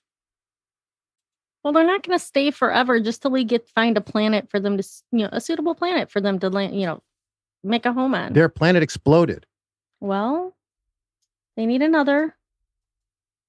I don't know. Are they harming? They don't seem to be harming us. I'm just trying to think logically, because if we irritate them, we don't know what they're capable of. Maybe they can make it out of your little sucky machine that you have going on there. I'm gonna take the one off the captain's shoulder. Okay. I'm gonna blast it. I aim my vacuum at the captain. I'll step in front of it. I love this. Wait a minute, Sergeant. They're not harming us. They just want to eat. Yeah, I don't like the way this is going. I ignore the private. Okay. So I like the idea of the two of you sort of sorting this out on your own. Sergeant and Private, if you want to have some sort of test based on what you want to do, and we can try to resolve the sucky machine thing. The question is, is the private operating such a fashion that I have to physically move him? I'm completely standing in the way. Okay, then I will shove him out of the way. I will brush him aside like so much scuttle. Okay.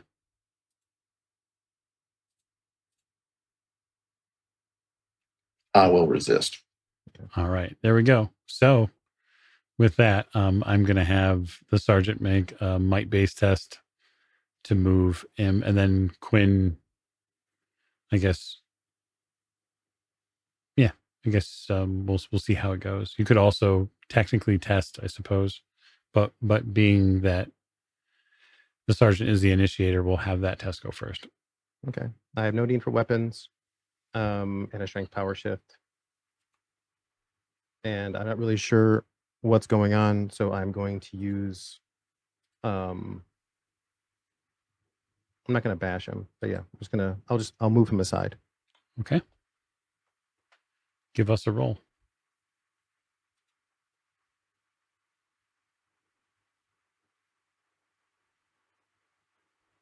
18 on die. Yeah. It's pretty good.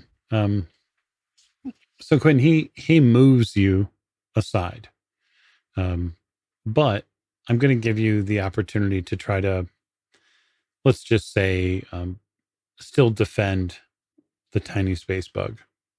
And I know that you're pretty quick, Mm-hmm. and so is there any sort of last ditch effort you'd like to make to try to save this creature? I have.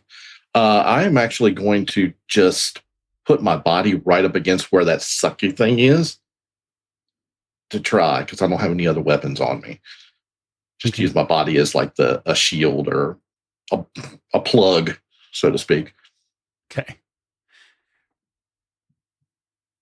All right. So give me a speed based roll, and here's what I'm going to ask, because the sergeant's pretty adept at physical work. I'm going to ask you to. I'll say it is a difficulty 4 challenge for you. Reason why being is the sergeant's tier level plus his might power shift, and then the asset itself. So it's going to be sort of complex for you to try to get your body around. Okay. Okay. I have 2 edge, so I'm going to spend 1 point and lower that. Okay. And that's really all I got on this, I think. Okay.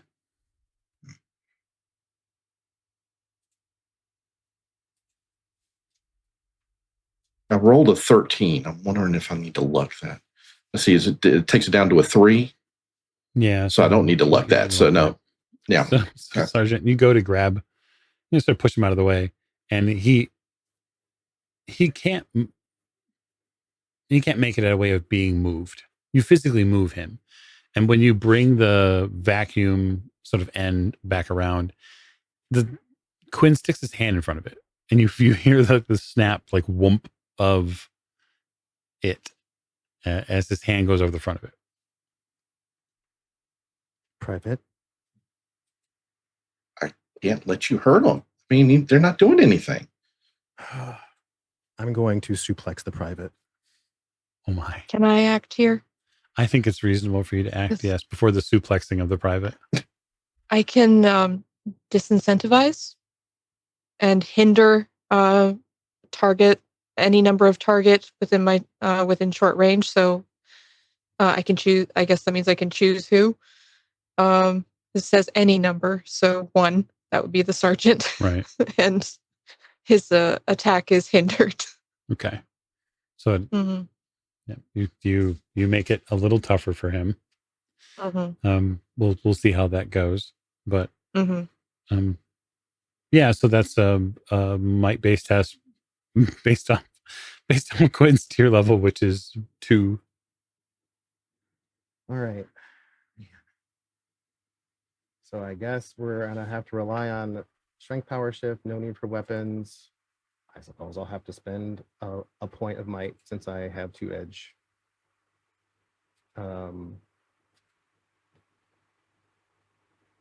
And I will spend. Oh wait. And bash is free, so I'll just go ahead and do that. Okay. I'm not trying to hurt the private. I'm trying to stun the private. Okay. This might hurt a bit, but yeah. I'm probably not going to do an all-out suplex. It's going to be like a hip toss into a wall, essentially something to get him out of the way, and maybe throw him off his game. Mm-hmm.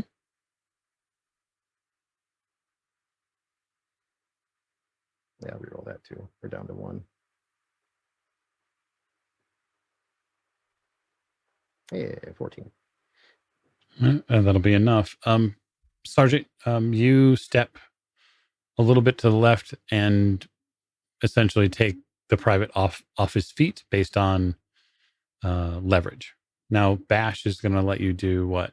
It's 1 less points of damage, and it dazes your target for 1 round. Okay, so your base damage is what? Unarmed? Mm-hmm. 4 plus 3 plus 1. That is an awful lot of damage. That's what I'm saying. I'm not trying to kill him. No, so what I'll say is I'll allow you to have that. Sure. So you're going to take 4 points of might damage, Quinn. Well, as 3 because it's -1. Oh, that's right, 3. 3 when you land like towards a wall in the Arboretum. I will take it and go, oh no, at the same time. Yep. For you, Sergeant, you collect the last creature as now your obstacle has been removed. Except when Tamara's cast, but I'm not going to point it at Tamara's clasped hands. That just seems awkward to me. Well, that's true. Yes. You collect the second to last one then. You can hear the vacuum revving. Rakam, is this stuff concentrated in this room? It is. Actually, it's concentrated all over you.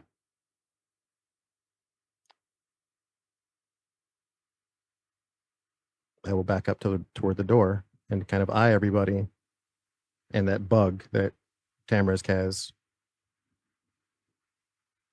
This thing for you, Tamarisk, is like mentally screaming. It's panicked now. Yeah. I want to try and do something, but I don't want to let go of it, because then what if the sergeant tries to vacuum it up like he's doing with everything else? So that's very true. Mm-hmm.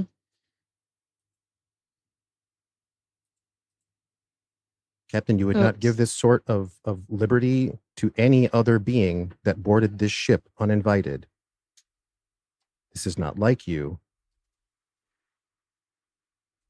Well, this is a little different than the sentient beings that we might shoot down. Yes, and we have no idea what they're capable of.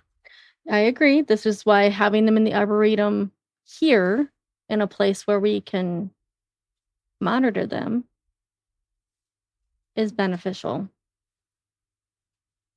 And we can drop them off on a planet. Don't mean us any harm. And you know this how? We've been on board for 5 minutes. You don't know what they're doing. All we know is they're polluting the air where we're standing right now.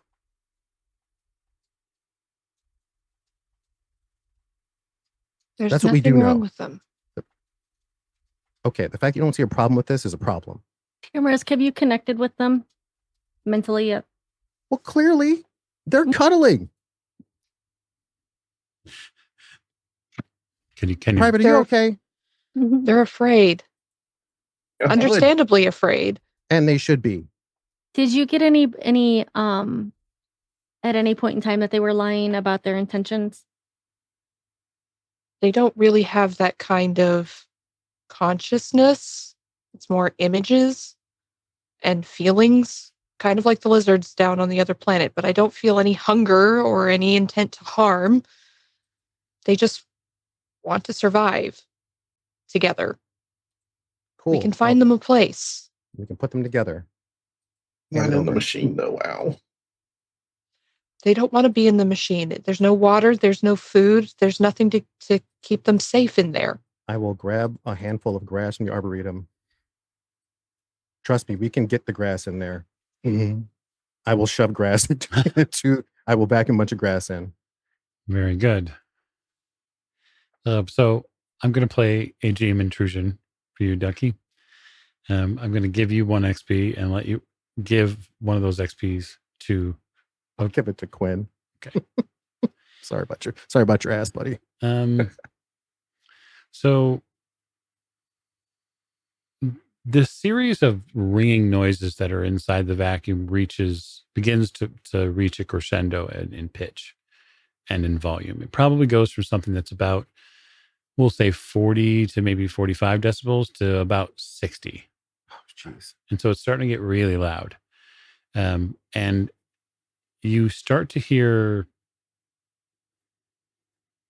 like a strange sort of metal groaning noise that's coming from the unit. Oh, no.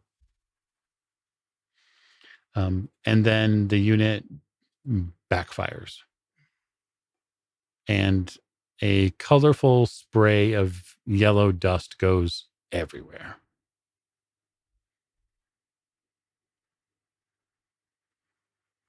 And out of that dust, there is now a single large space bug.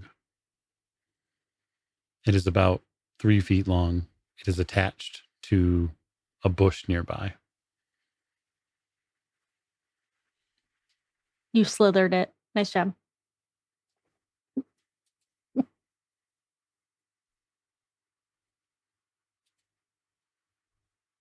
See what you did? See what you did, Sergeant? See what I did? You, Yeah, see what I did. they came out of that thing. They weren't together like that. Is my unit empty? Oh, yeah, completely. I toss it aside. Kind of Whisper to the one. I whisper to the one I'm holding to be with its family, and I let go of it towards the larger one. You let go of it, and the wings almost deteriorate when you let go of it, and it becomes this cloud of yellow dust. It like disintegrates, but it still wafts in that direction.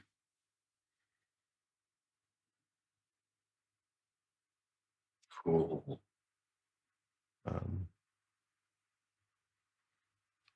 With the other hand, I wheel my rifle about and I point it at this thing. Okay. You see its And I face keep, now, like- big fuzzy like- face. I keep like half my body in the door that I was trying to back out of, and I'm kind of lined up. It seems to regard you all. It looks at you, Quinn, and sort of flaps its wings. And you hear a very similar tone to the tone you heard on the bridge. You okay, buddy? It shimmers once and sort of makes a ringing sound.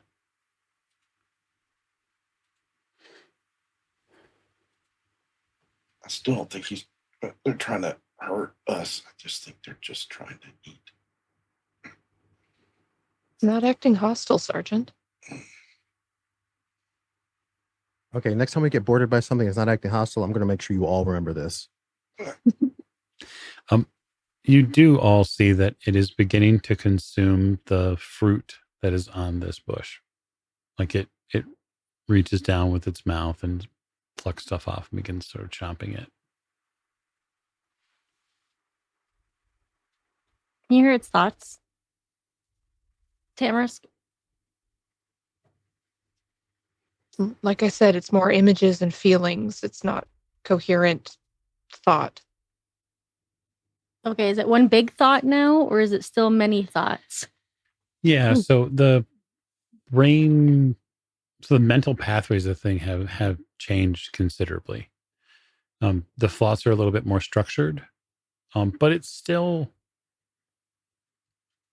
relatively basic thoughts, which are consume, right? Prepare, nest, things like that. It seems to be paying attention to everybody here.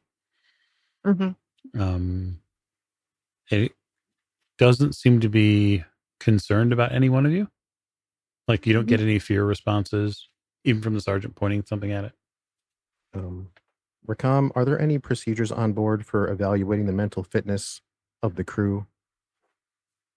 I mean, I would defer to Tamarisk. They're What if they were compromised? I do have a standard issued military regiment of confirming mental fitness. Yes, I could give it to all of you. Is the is this one causing even more of the stuff to stay in the arboretum? You mean the pollen? Yeah. I'm having a hard time getting a read on it anymore. It seems to have dispersed. It's just a few parts per million now. I wonder if it's the leftover bits of the worm. Perhaps this is some sort of evolution. Rapid evolution? Well, there's going to be some sort of transference of energy, so it's going to consume this. And what happens when it's out of grass? I don't know. But it doesn't seem to be carnivorous. Otherwise, it would go for you now. But that doesn't mean it won't change to be carnivorous once that food's not available anymore. That's very true. We are within a few hours of the planet now, so perhaps that will give us the opportunity. We can contain it here. The doors to the Arboretum do shut.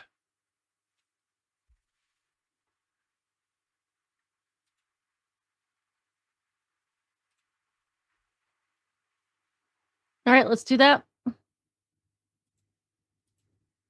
Okay. I will grab the remains of my vacuum. And without much of a word, I'm going to go back to engineering. You go back to engineering. People step out of the Arboretum and you shut the doors. So we are going to step away ourselves for our last break of the day. For just a few minutes, and then we'll be back with more Children of the Periphery as the planet is coming into view shortly. Stay with us. Welcome back, Children of the Periphery, and we're back from break. And now what we want to do is we want to just relax. It's been a very stressful little afternoon series with these space bugs. And so, Sergeant, you go to engineering to relax. Some of you, though, maybe choose to do something different. So if anyone is staying outside the Arboretum or maybe even potentially wandering back in because they're interested, certainly let your game master know. Happy to fill you in with all sorts of details that you might discover. I think I'm staying in the Arboretum because I'm so interested in these and what is now this creature, and like tuning into what it's thinking in those images and feelings and so on, just getting a better understanding of it, because this is my whole thing, is understanding new people and creatures and things. Okay. Quinn? I'm going to lay here for a second and catch my breath, aka roll a d6 plus 2. Recover. Roll a 6. Okay, so perfect. D6 plus 2. Feel a lot better. Yeah. Then I will make my way back to the bridge because I know we're approaching the planet. So that's where I will be heading. And if Tamarisk is staying in here with my new friend, then I feel very comfortable. So. Okay, Captain. I will also roll a recovery, and just 1d6 plus 2, and I get a 6, so I get to recover 8. And then I will also go up to the bridge to monitor things with Quinn. Okay.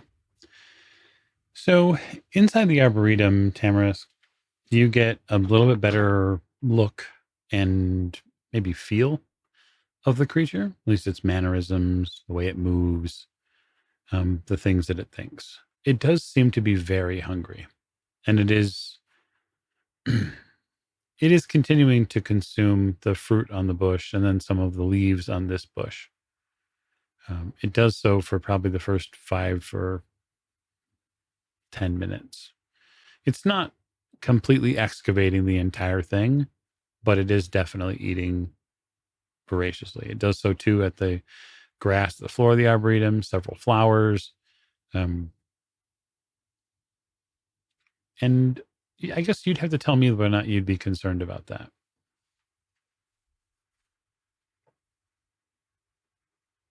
I think I'd be a bit concerned. This is my peaceful place. I don't want it eating the whole thing.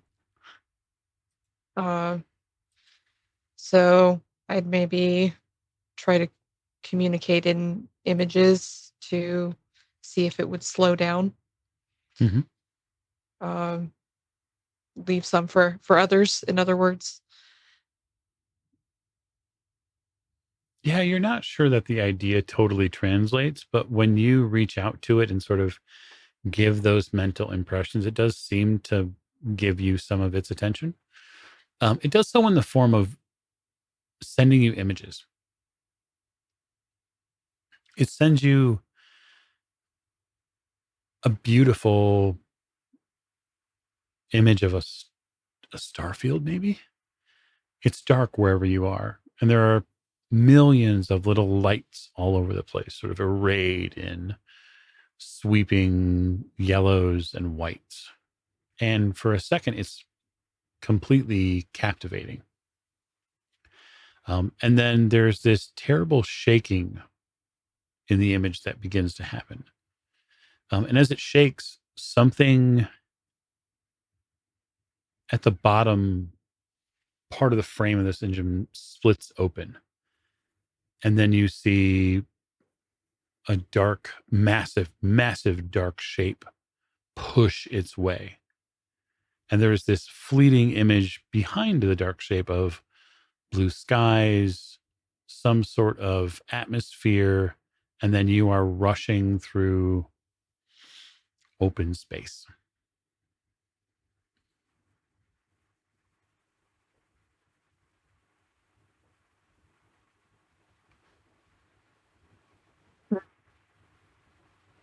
So am I getting the idea that something destroyed their home?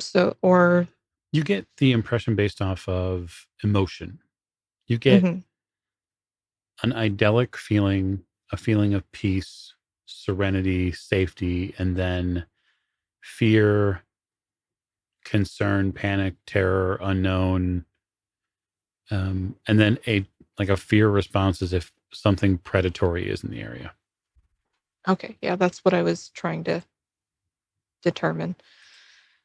So I will, after I get all of these images, kind of assemble them in my brain and parse them out, I'll call up to the captain on the bridge. Captain? Yep, it's Captain Goat. I've been communicating with the creature, and I get the image that something actively destroyed this moon, this place where they lived. Something physical. They were scared of it.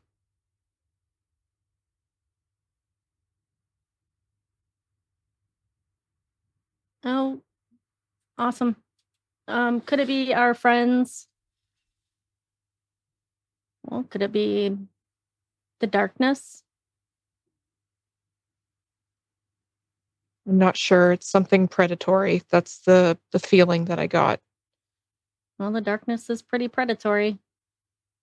Entirely possible, but I can't get much more detail. They don't think that way. No, I understand. Oh, and we're headed that way too. Wonderful. All right. Quinn, keep a lookout for anything that might look I don't care if it's a cloud out in the middle of space here. Anything that might be out of the ordinary or ordinary. Yes, Captain. Can I ask darkness? Yeah. It's a whole thing that likes to go around and eat universes or cause things. I'll be completely honest. I don't really understand the whole darkness thing myself. Mhm. Alls I know is that it was going to consume us when we were leaving the third horizon, and here we are. And yes, and I'm having a moment forgetting the name of the one group. The Order of the What's Pariah. Yes. Or if it's not the darkness, it's the Order of the Pariah, which isn't any better. And I really don't want to tangle with them right now. You told me about them a little bit. Darkness. Yay. Okay. Yeah. If I see any, like a speck of a cloud of anything, I will let you know. Okay. Or a ship or anything. I don't care what it is. I don't care where I am. Mhm. Find me. Please. Aye, Captain. Okay. But those are your basic impressions, Tamarisk. Other than that, the creature seems relatively placid. It definitely seems like a herbivore, even after its growth. The body of this now large, it's not even a worm anymore. It's more like a big moth now, is fuzzy. And the back of the body is iridescent. There's all these splayed colors on it. And the wings are now huge. So, if the 3-inch version of it had like roughly 3-inch wings, the 3-foot version of it has like big old 3-foot wings, big furry moth wings.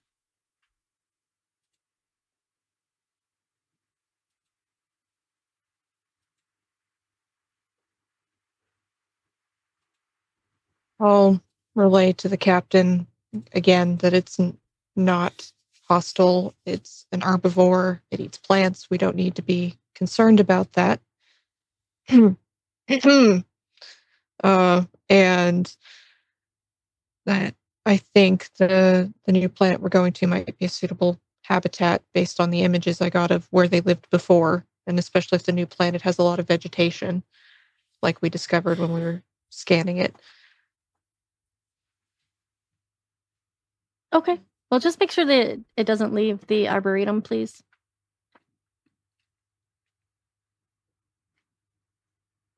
I don't think it has much interest in leaving right now. The ship makes its way. You get clear enough, Quinn, to sort of re-accelerate from these rocks. And you get closer now to this massive, massive planet.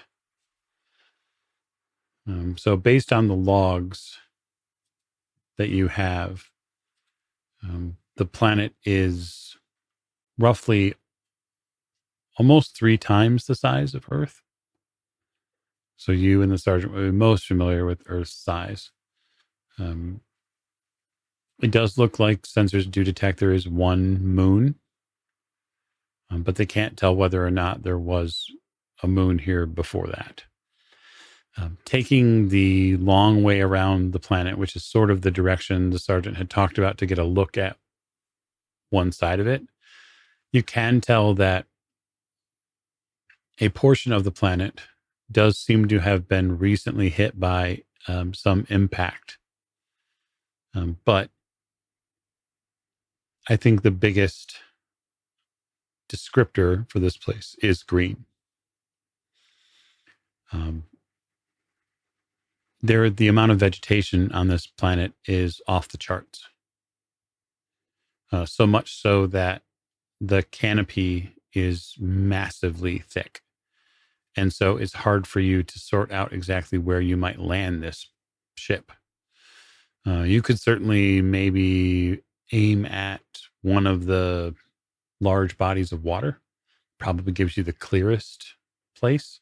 And then maybe you could sort out a landing area past that. But it is going to be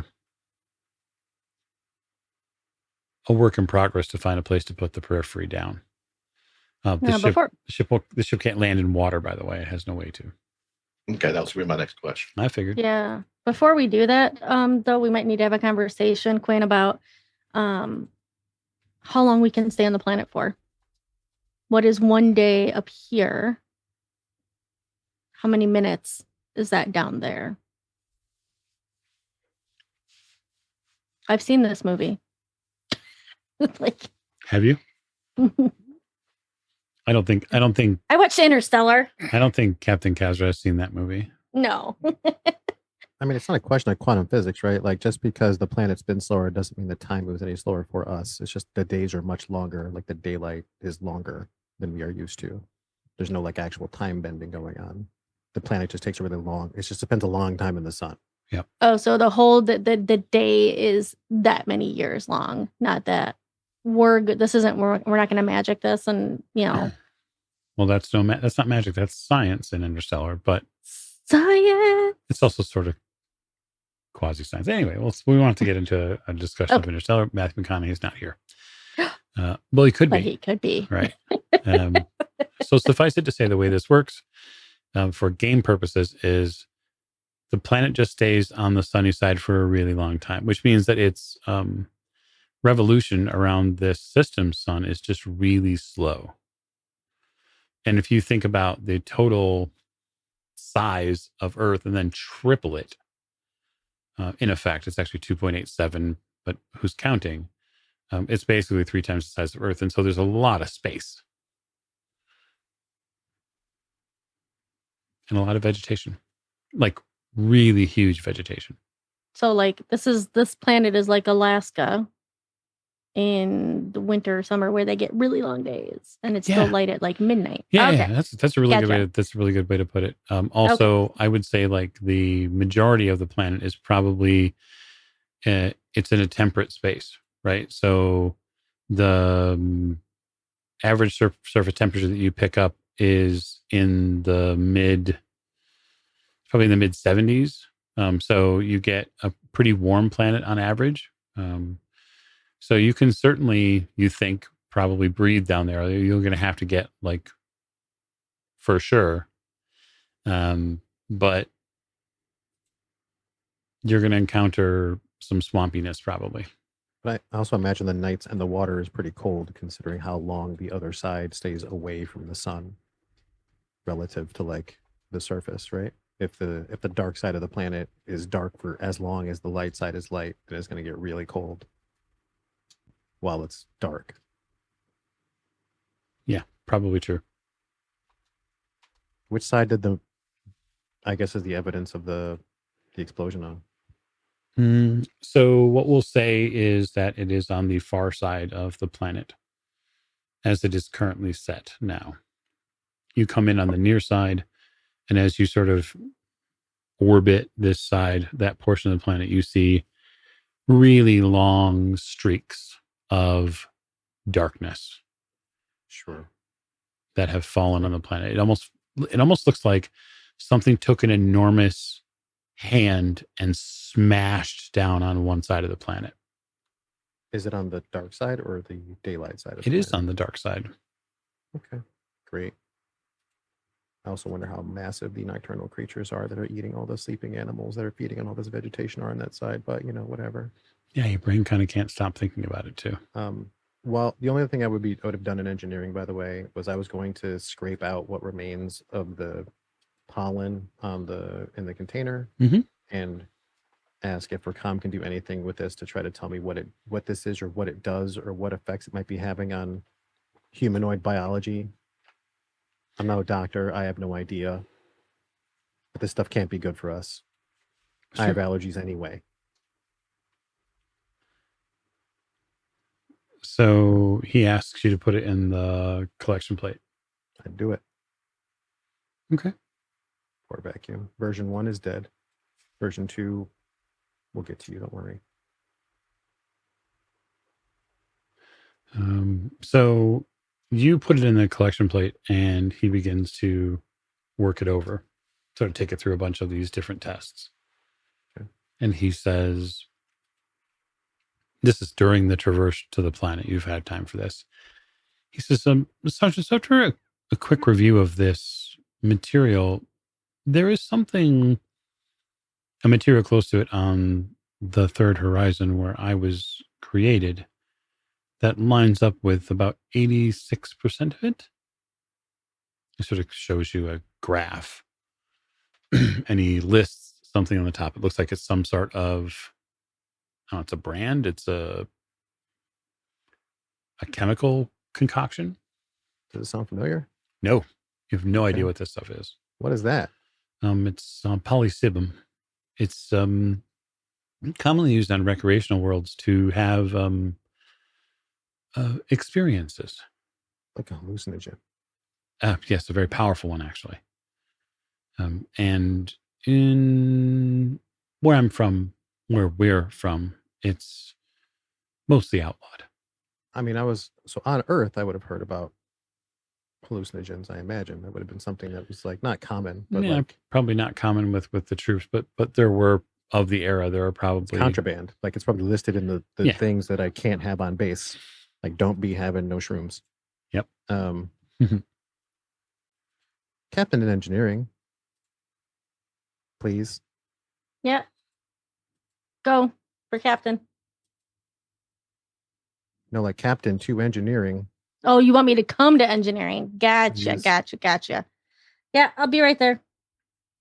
All right, Quinn, you got the con. I kept. Captain, get down to engineering and you see the sergeant looking at a readout on a monitor. Going on. Asked Racom to analyze the substance that those creatures were emitting, polluting the air with. And Racom seems to think that it shares about an 85% similarity to a very powerful hallucinogen from the third horizon. Based on our dosage, Racom, what would you say the relative strength is to, I don't know, this assessment, this psilocybin stuff? Polysibin is Polysibin.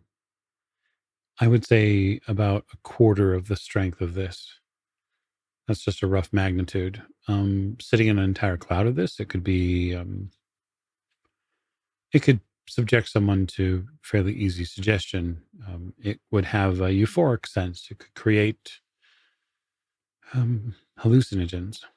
So based on the amount that we were encountering and the dosage itself, what would you say the possibility is that these things had a little bit of sway over the crew? I would say it's highly likely. I would hope that it's not addictive. I did some back in the third horizon. It's Yes, you did. Do we have anything akin to like Narcan or anything on board? Certainly. There's probably some sort of emergency material.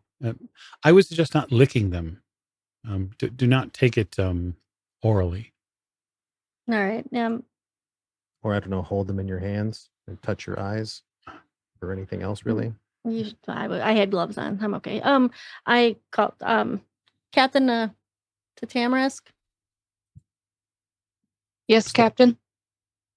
Hey, Ducky and Rakam just found out that the material that our new friend disperses from their body in the form of like a pollen that they're pollinating is very much like that great recreational drug we used to do on leave. Oh my. But it's in a pure form. So while I know you want to hang out and get to know our new friend, if you could exit the Arboretum.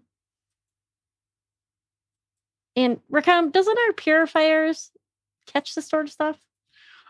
No, Captain. It's not meant to catch that in this form. We can certainly attempt to reconfigure for it, but it might take the sergeant and I some time. It's mind altering and potentially highly addictive. I suggest refraining from any sort of contact if you want to keep your wits about you. Well, our wits about us now. Oh, we were wearing masks, so I think we're okay, right? Oh no, It y'all filtered got out. lit up. Yeah, Well, I mean, when But we were wearing Captain's- biohazard are the suits, captain's so eyes dilated? they dilated. I'm serious. no, Are they? the captain's eyes are not dilated. I think Okay. the only one you would have seen directly would be when Tamers let the final one go, and it became this powdery yellow cloud. Mhm. But if we were wearing our biohazard mask, would that have stopped me? Because we were, or at least but Quinn wasn't. Nope.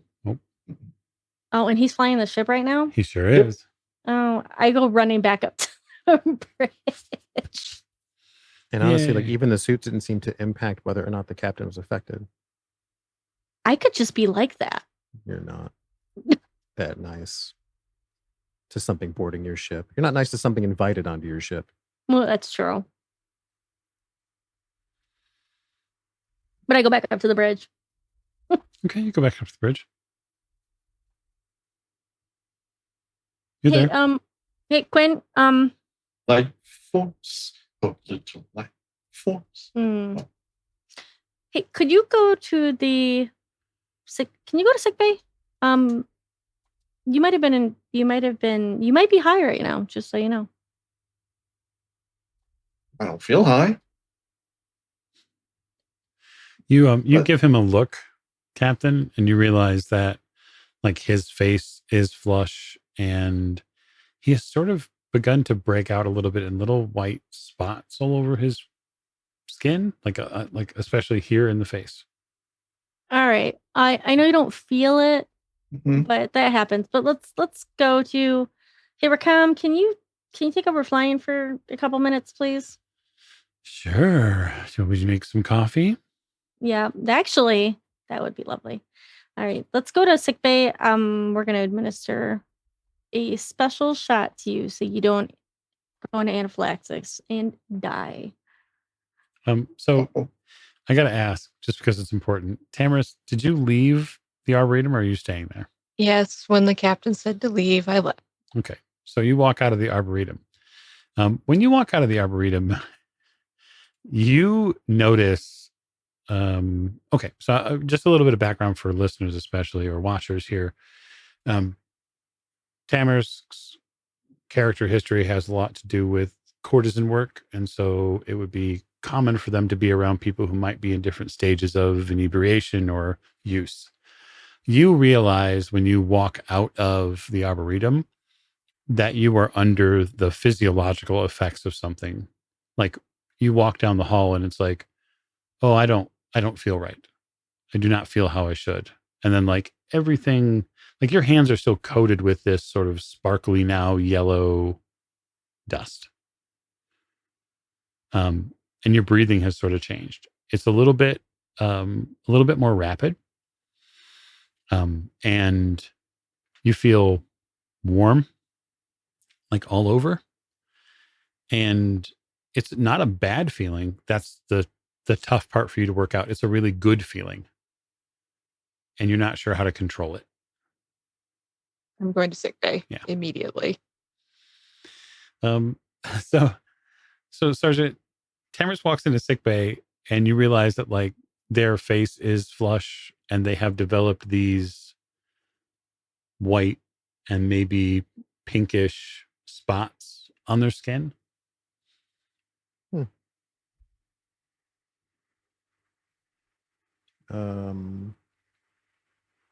I'd probably recommend. I still haven't left my suit, by the way. Mhm. I haven't taken this fucking thing off.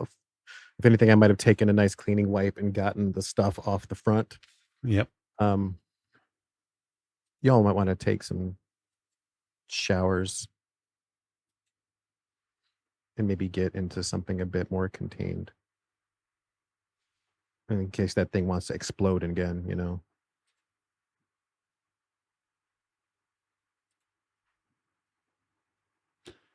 Fart Oh, and feel good dust everywhere. Rakam walks over to you. Let's sit down.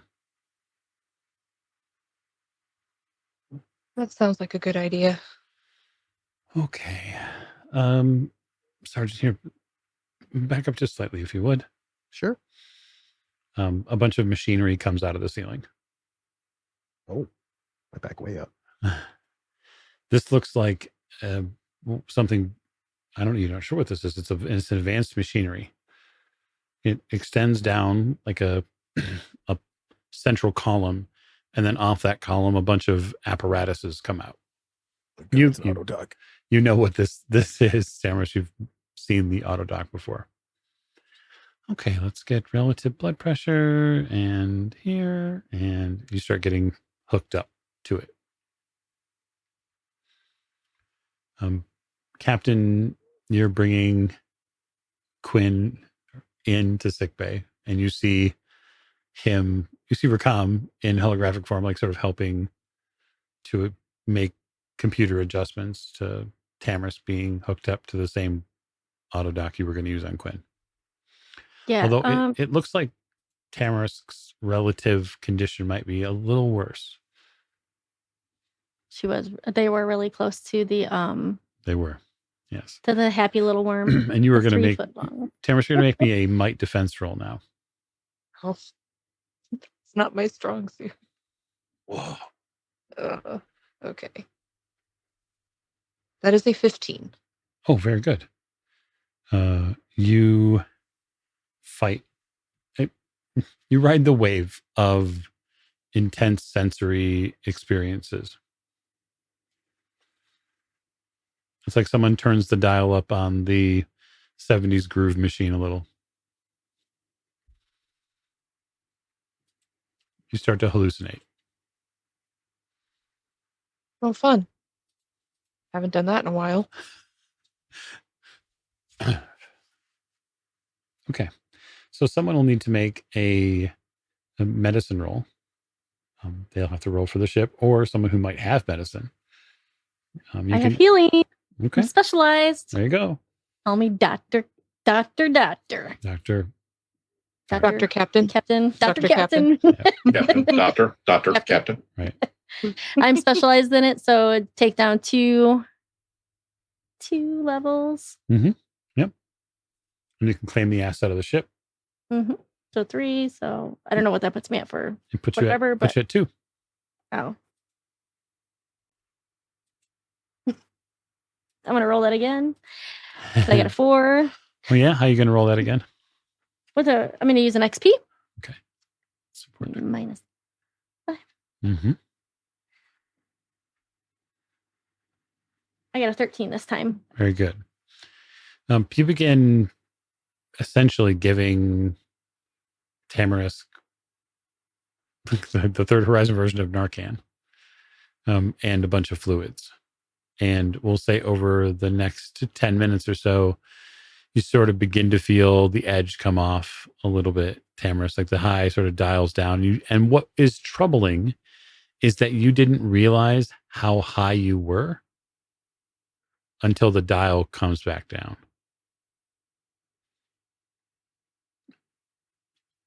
That being said, I'm going to have you make an intellect roll for me, not a defense roll, but an intellect roll. Okay. Thank goodness. Okay, 14.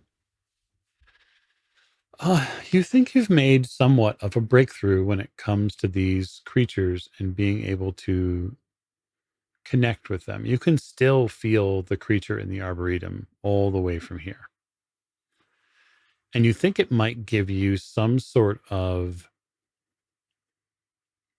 benefit or leverage when it comes to eventually having to deal with them on some sort of diplomatic level. And so any test now against or for these creatures is going to be eased for you by a step. You have sort of connected with it in a very specific way. Fantastic. So for you, Quinn, I'm going to have you make a might test as well. Okay. As the influence of the pollen gets into your bloodstream fully. That's a natural 20, actually. Oh, nice. So a couple things happen while you're waiting, Tamarisk, and Sergeant, while you're sort of looking over Quinn to assess how bad he is. He sits in the chair waiting for the auto dock, and you watch this pollen start to seep out of his like pores and out of these little circles on his face. And he stops being so puffy and red. It seems like whatever allergic reaction he's having, his body is processing it. And so for you, Quinn, from now on, when you have to deal with any of these creatures and that type of, I'll just say a pollen attack, you're going to be, that difficulty is going to ease for you because you're now a little bit resilient to it. We'll say that is your major effect. Neato. I will get the private a towel. Thank you, Sergeant. I'm sorry that. Hey, no, we're good. You're as long as you're feeling better. You might want to wash that shit off though. Yeah.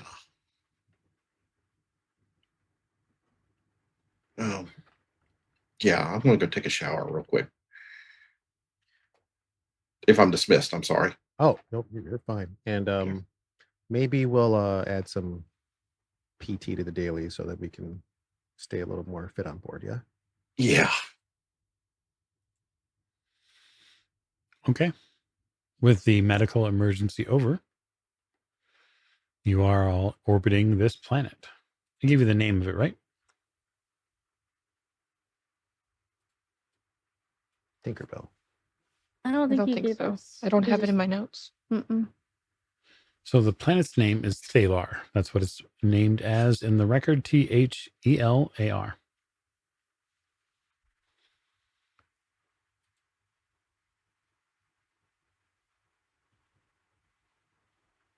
Okay, so since I've already healed up Tamarisk, I look at Ducky. You got this one. I'm looking over at Yeah. Quinn because somebody needs to get to the bridge and No, take over things. Quinn will be fine. Just give him a bit. He's going to take a shower and probably be fine. But he I'm doesn't no need doctor, the but- the no doc. No doc. Um, That's different. He doesn't think, need the ship doc. I mean, it looks like he's rejecting whatever it is he was dosed with. So I feel better. I just feel like I just need a shower, but I can take one real quick and I could be there, or I could just go ahead and go if we're going to get ready to land. I'll take a shower later. No, go ahead and take a shower. Okay. Yeah, it might help you feel a little bit more better. while Yeah. everybody else is getting tidied up and clean, I will go to the bridge and I'm going to sanitize it and purge it of all of this pollinated bullshit. Yeah, it actually is a fairly intensive process for you, Sergeant, because this stuff is everywhere. If any of you have ever lived in anywhere in the U.S. Midwest, you know what corn pollen is like and how it can sort of just get everywhere. That's what this stuff does. Turns my blue car green. Mm-hmm. Yep. The cleanup process is probably a good half an hour to get it completely taken out. And obviously, around the main navigational seat and consoles where it's most intense. But you manage. We power wash Yep. everything. And that really only leaves the occupant in the arboretum when it's all said and done. Right. But there's a landing procedure to consider. After you clean up Quinn, you're allowed, I guess, back on the bridge in a squeaky clean chair. Ooh. Minty fresh. I like it. It's your turn next time. Captain, I was thinking if we're going to land this, we need to put it towards one of the bodies of water and maybe work our way a little inland from there. I want to understand the ship cannot land on water. That's correct. So yeah, that sounds like a good plan. Whatever you think is best, Private. I don't really want to land on a beach either, unless we have to. So maybe if we get close enough to a body of water, there may be a clearing of some sort I can put us down in. that's what I would prefer. If we have to land on the beach, we can do it. I'd rather give us a little bit more solid ground.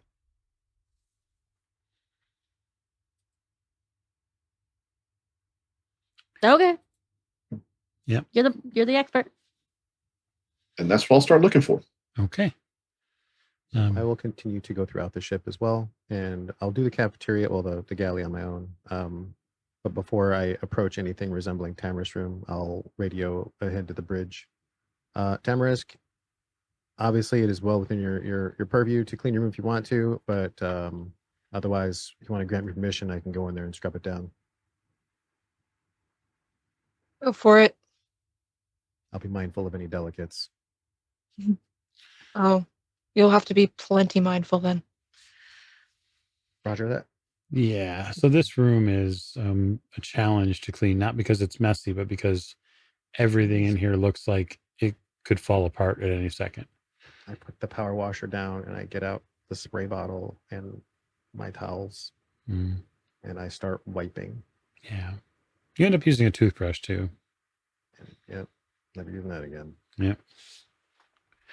You spend a little while getting it out of Tamarisk's room and all of the other little nooks and crannies that are there. There's an awful lot of right angles in this place. Just trap all this stuff. It's terrible. So Quinn, if you're going to land the plane, I'm going to want a piloting roll. I kind of figure you're going to ask for that here eventually. So, okay. So I am trained. I am going to spend effort on this. I'll use point. Since I have 2 and the edge of 2. And can I data jack into this one? You certainly take the time to do that. Okay. Can. All right. So that lowers it by 3 if my calculations are correct. Yep. Okay. Then that's what I'm going to do. Okay. Give us a roll. I'm going to go with a 17. That is a solid roll. You descend into the atmosphere. So the atmosphere here gives you an awful lot of pushback. The atmosphere here is high pressure. And as you finally break through this first cloud line, you get a look at this space where you're looking for a landing spot. So you basically have a few choices. Most of this planet seems to be green space. There are very few open rolling fields. There are very few high rocky spaces that are not also covered in vegetation and trees, etc. There are some open water portions. Though you can't land in them, you might try to tuck into a cove or something like that. So give me maybe a better description on where you think you want to land. The 17 is enough to land, so feel free to tell the audience how you land. I'll do like a quick pass over each scenario that you just gave me. And then I'll kind of turn us around. I like the idea of landing in a cove because one, it'll cover us if there's, if we need to hide or anything like that. And it gives us access a little bit to water that I know we're going to have samples of anyway. So that's where I'm going to kind of, if I see a safer place in a cove area, that's where I'm going to target. Okay. You target it. And you land. You have just enough space, just enough to put the periphery down. You have maybe like a 40-meter space outside of a high vegetation, we'll say mostly jungle biome, with the water at your back and a few rocks here and there that are nearby. There is some terrain here, but again, most of this is pretty high vegetation. It's sunny on this side of the planet, which makes it at least easy to see. And as you get some of the pressure readings and atmospheric readings, the biggest thing that you look at is the humidity and the current temperature. So the place that you land is temperature-wise is probably around 25 C. So it's a give or take, it's around 80. The humidity here is about 65%, and there's movement. Like there are creatures, birds, you think maybe lizards, that move when you go in for landing. You see signs of at least basic life.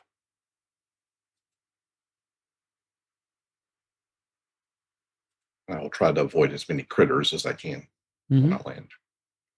So you Yeah. said this is most like a jungle biome.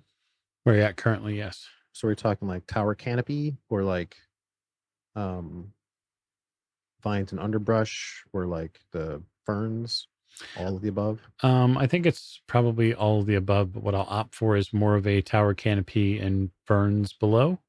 Mm-hmm. So you get essentially like like an oven inside, Okay.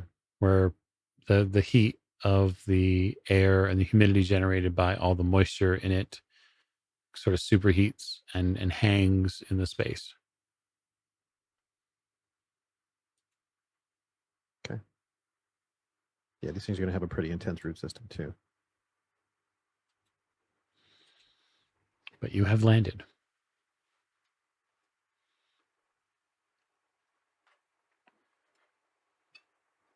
Just for my mental picture, is it kind of like, I'm sorry, is it kind of like Dagobah? No, I would say it's actually more like the Amazon. Okay. I think that's probably your touchstone. I think it is. Dagobah is probably possible on this planet, but there isn't a ton of surface water that you see by comparison to the vegetation that's here.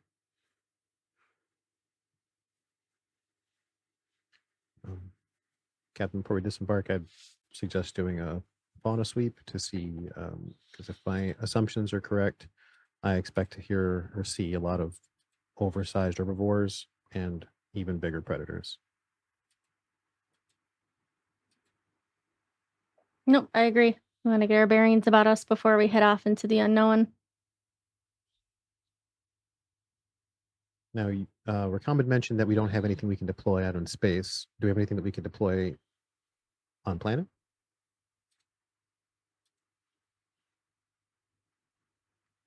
You ask the captain or Rakam? I'm asking the bridge. So, Rakam Atoll. Yeah. I thought we had a drone or something. Rakam speaks up. Well, Captain Ghost is in back. Oh yeah. It's Ghost. Ghost? Yeah. Sergeant, there that big black container that's in the cargo hold. The stickers on it. Mm-hmm. Why don't you go ahead and take a look at that, and Captain, that might be something you want to use to do a sweep. all right. I will head to the cargo hold. I But feel just yep. Yep, Sergeant. Go ahead. Later, you and I need to have a conversation, though.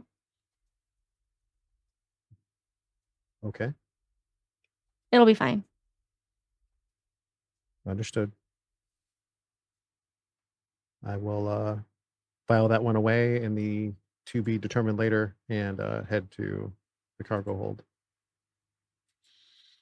Okay. You head to the cargo hold.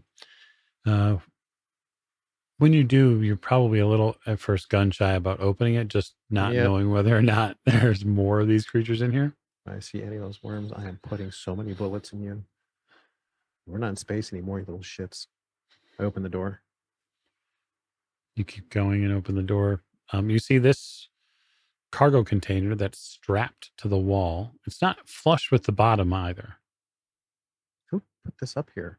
I'd say it's about a foot or two off the ground. Does it just look like it's hung? It's actually like ratchet strapped and bolted to the wall.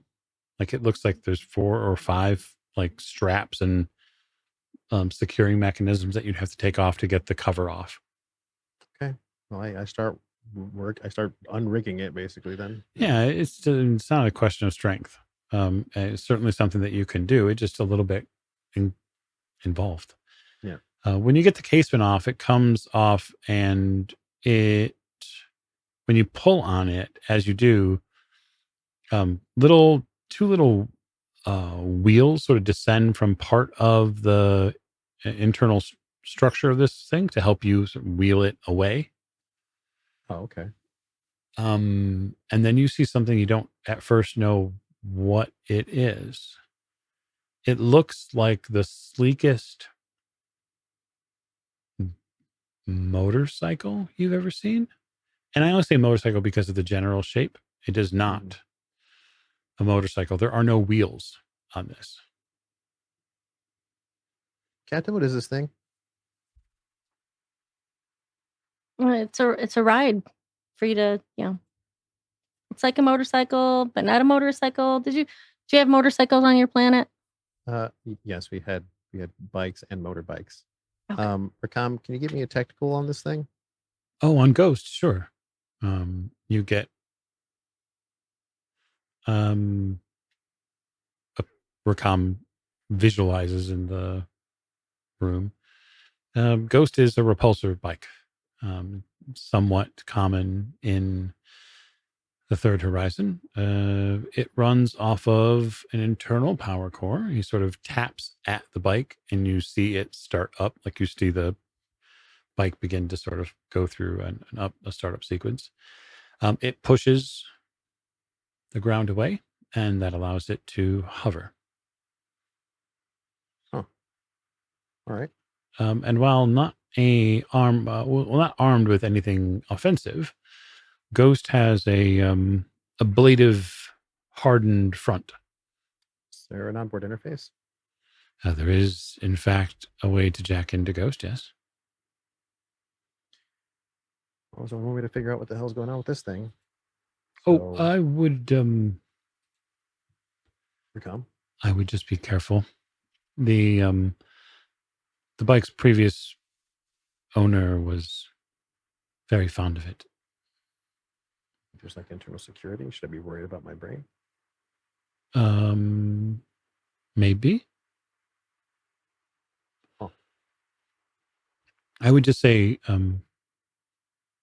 treat Ghost as you would a family friend. So I'm going to assume if I have a direct neural interface, I'm going to assume I have some sort of like biofeedback filter for using like high risk situations. There's got to be something that some sort of like, by the way, let's put a cap on. I'll bolt that, whatever that looks like, on before I jack into this thing. Okay. I just want to see how it works. You jack into the bike, and the HUD is overlaid with a ton of different controls as it initiates. So you get like pitch and yaw and speed. You get a throttle icon. It welcomes you as a new user. Thank you, Ghost, if that's your name. It doesn't talk. It simply, the reticle or like the readout itself cycles. All right, Captain, I think I got this thing running. Okay, well, go enjoy yourself.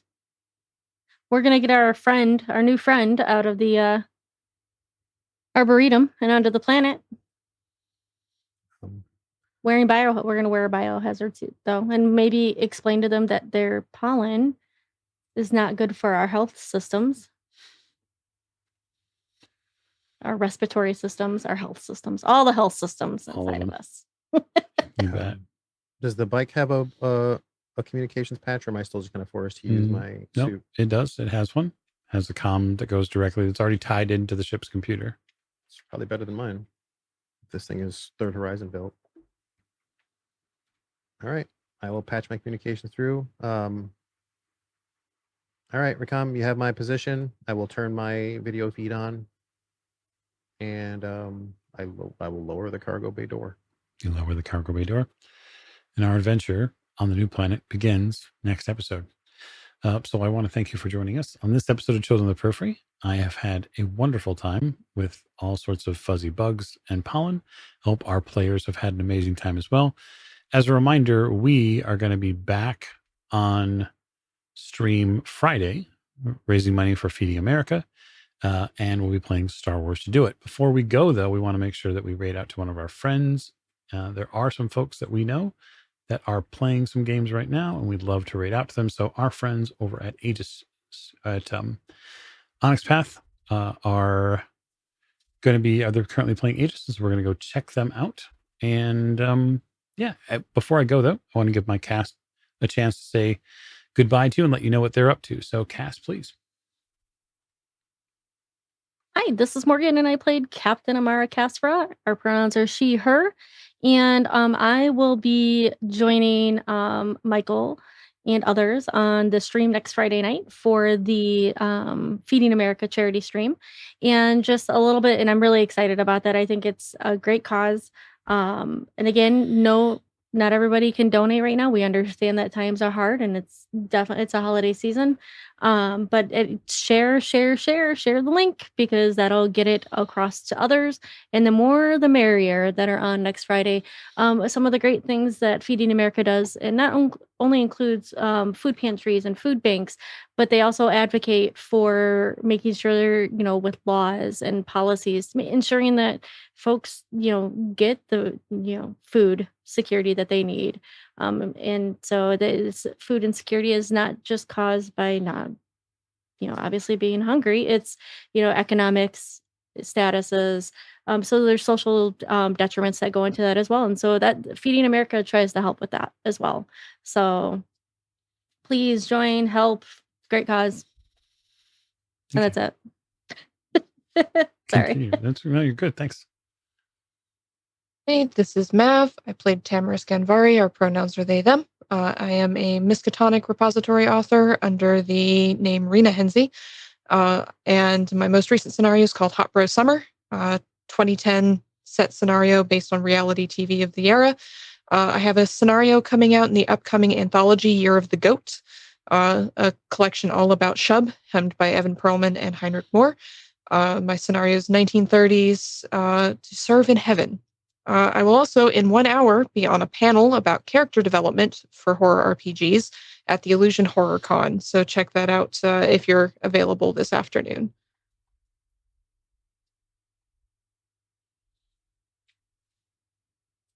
Next.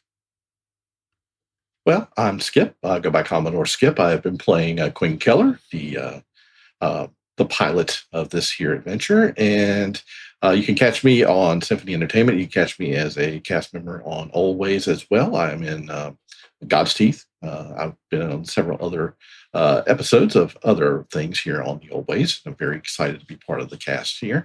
And you can also catch me over on New Dawn, which is a brand new podcast that has recently come out. I play Special Agent in Charge Garth Black, and episodes 1, 2, and 3 are up on that website. It's at you can catch it over actually on podbean.com/New Dawn Podcast.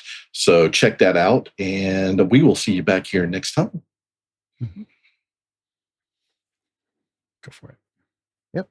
So I'm Lecco, and I've been playing Sergeant Montgomery Ducky Sinclair, the mechanical strong legionnaire specialist who fuses flesh and steel. I'm also the founder of Retro Games Boutique, a vintage game curation and restoration channel and shop with regularly scheduled shows on Whatnot at 8 p.m. Eastern Time. Feel free to join me this Sunday and use the code Cypher20 for 20% off new buyers. With a stack of ultra rare titles on deck, we've got Chubby Cherub, Jetsons, Cogwheels Caper, Lone Ranger, Bomberman 2, and a few other super rare Nintendo titles. So I'll drop a link in the chat. You can feel free to bookmark the show, and the coupon code will be available for everyone that is in the chat and others. So feel free to bookmark the show. See you Sunday, maybe. Awesome. Well, we're going to go pay our friends at Onyx Path a little visit. And so everybody have a great rest of your Saturday. Thanks.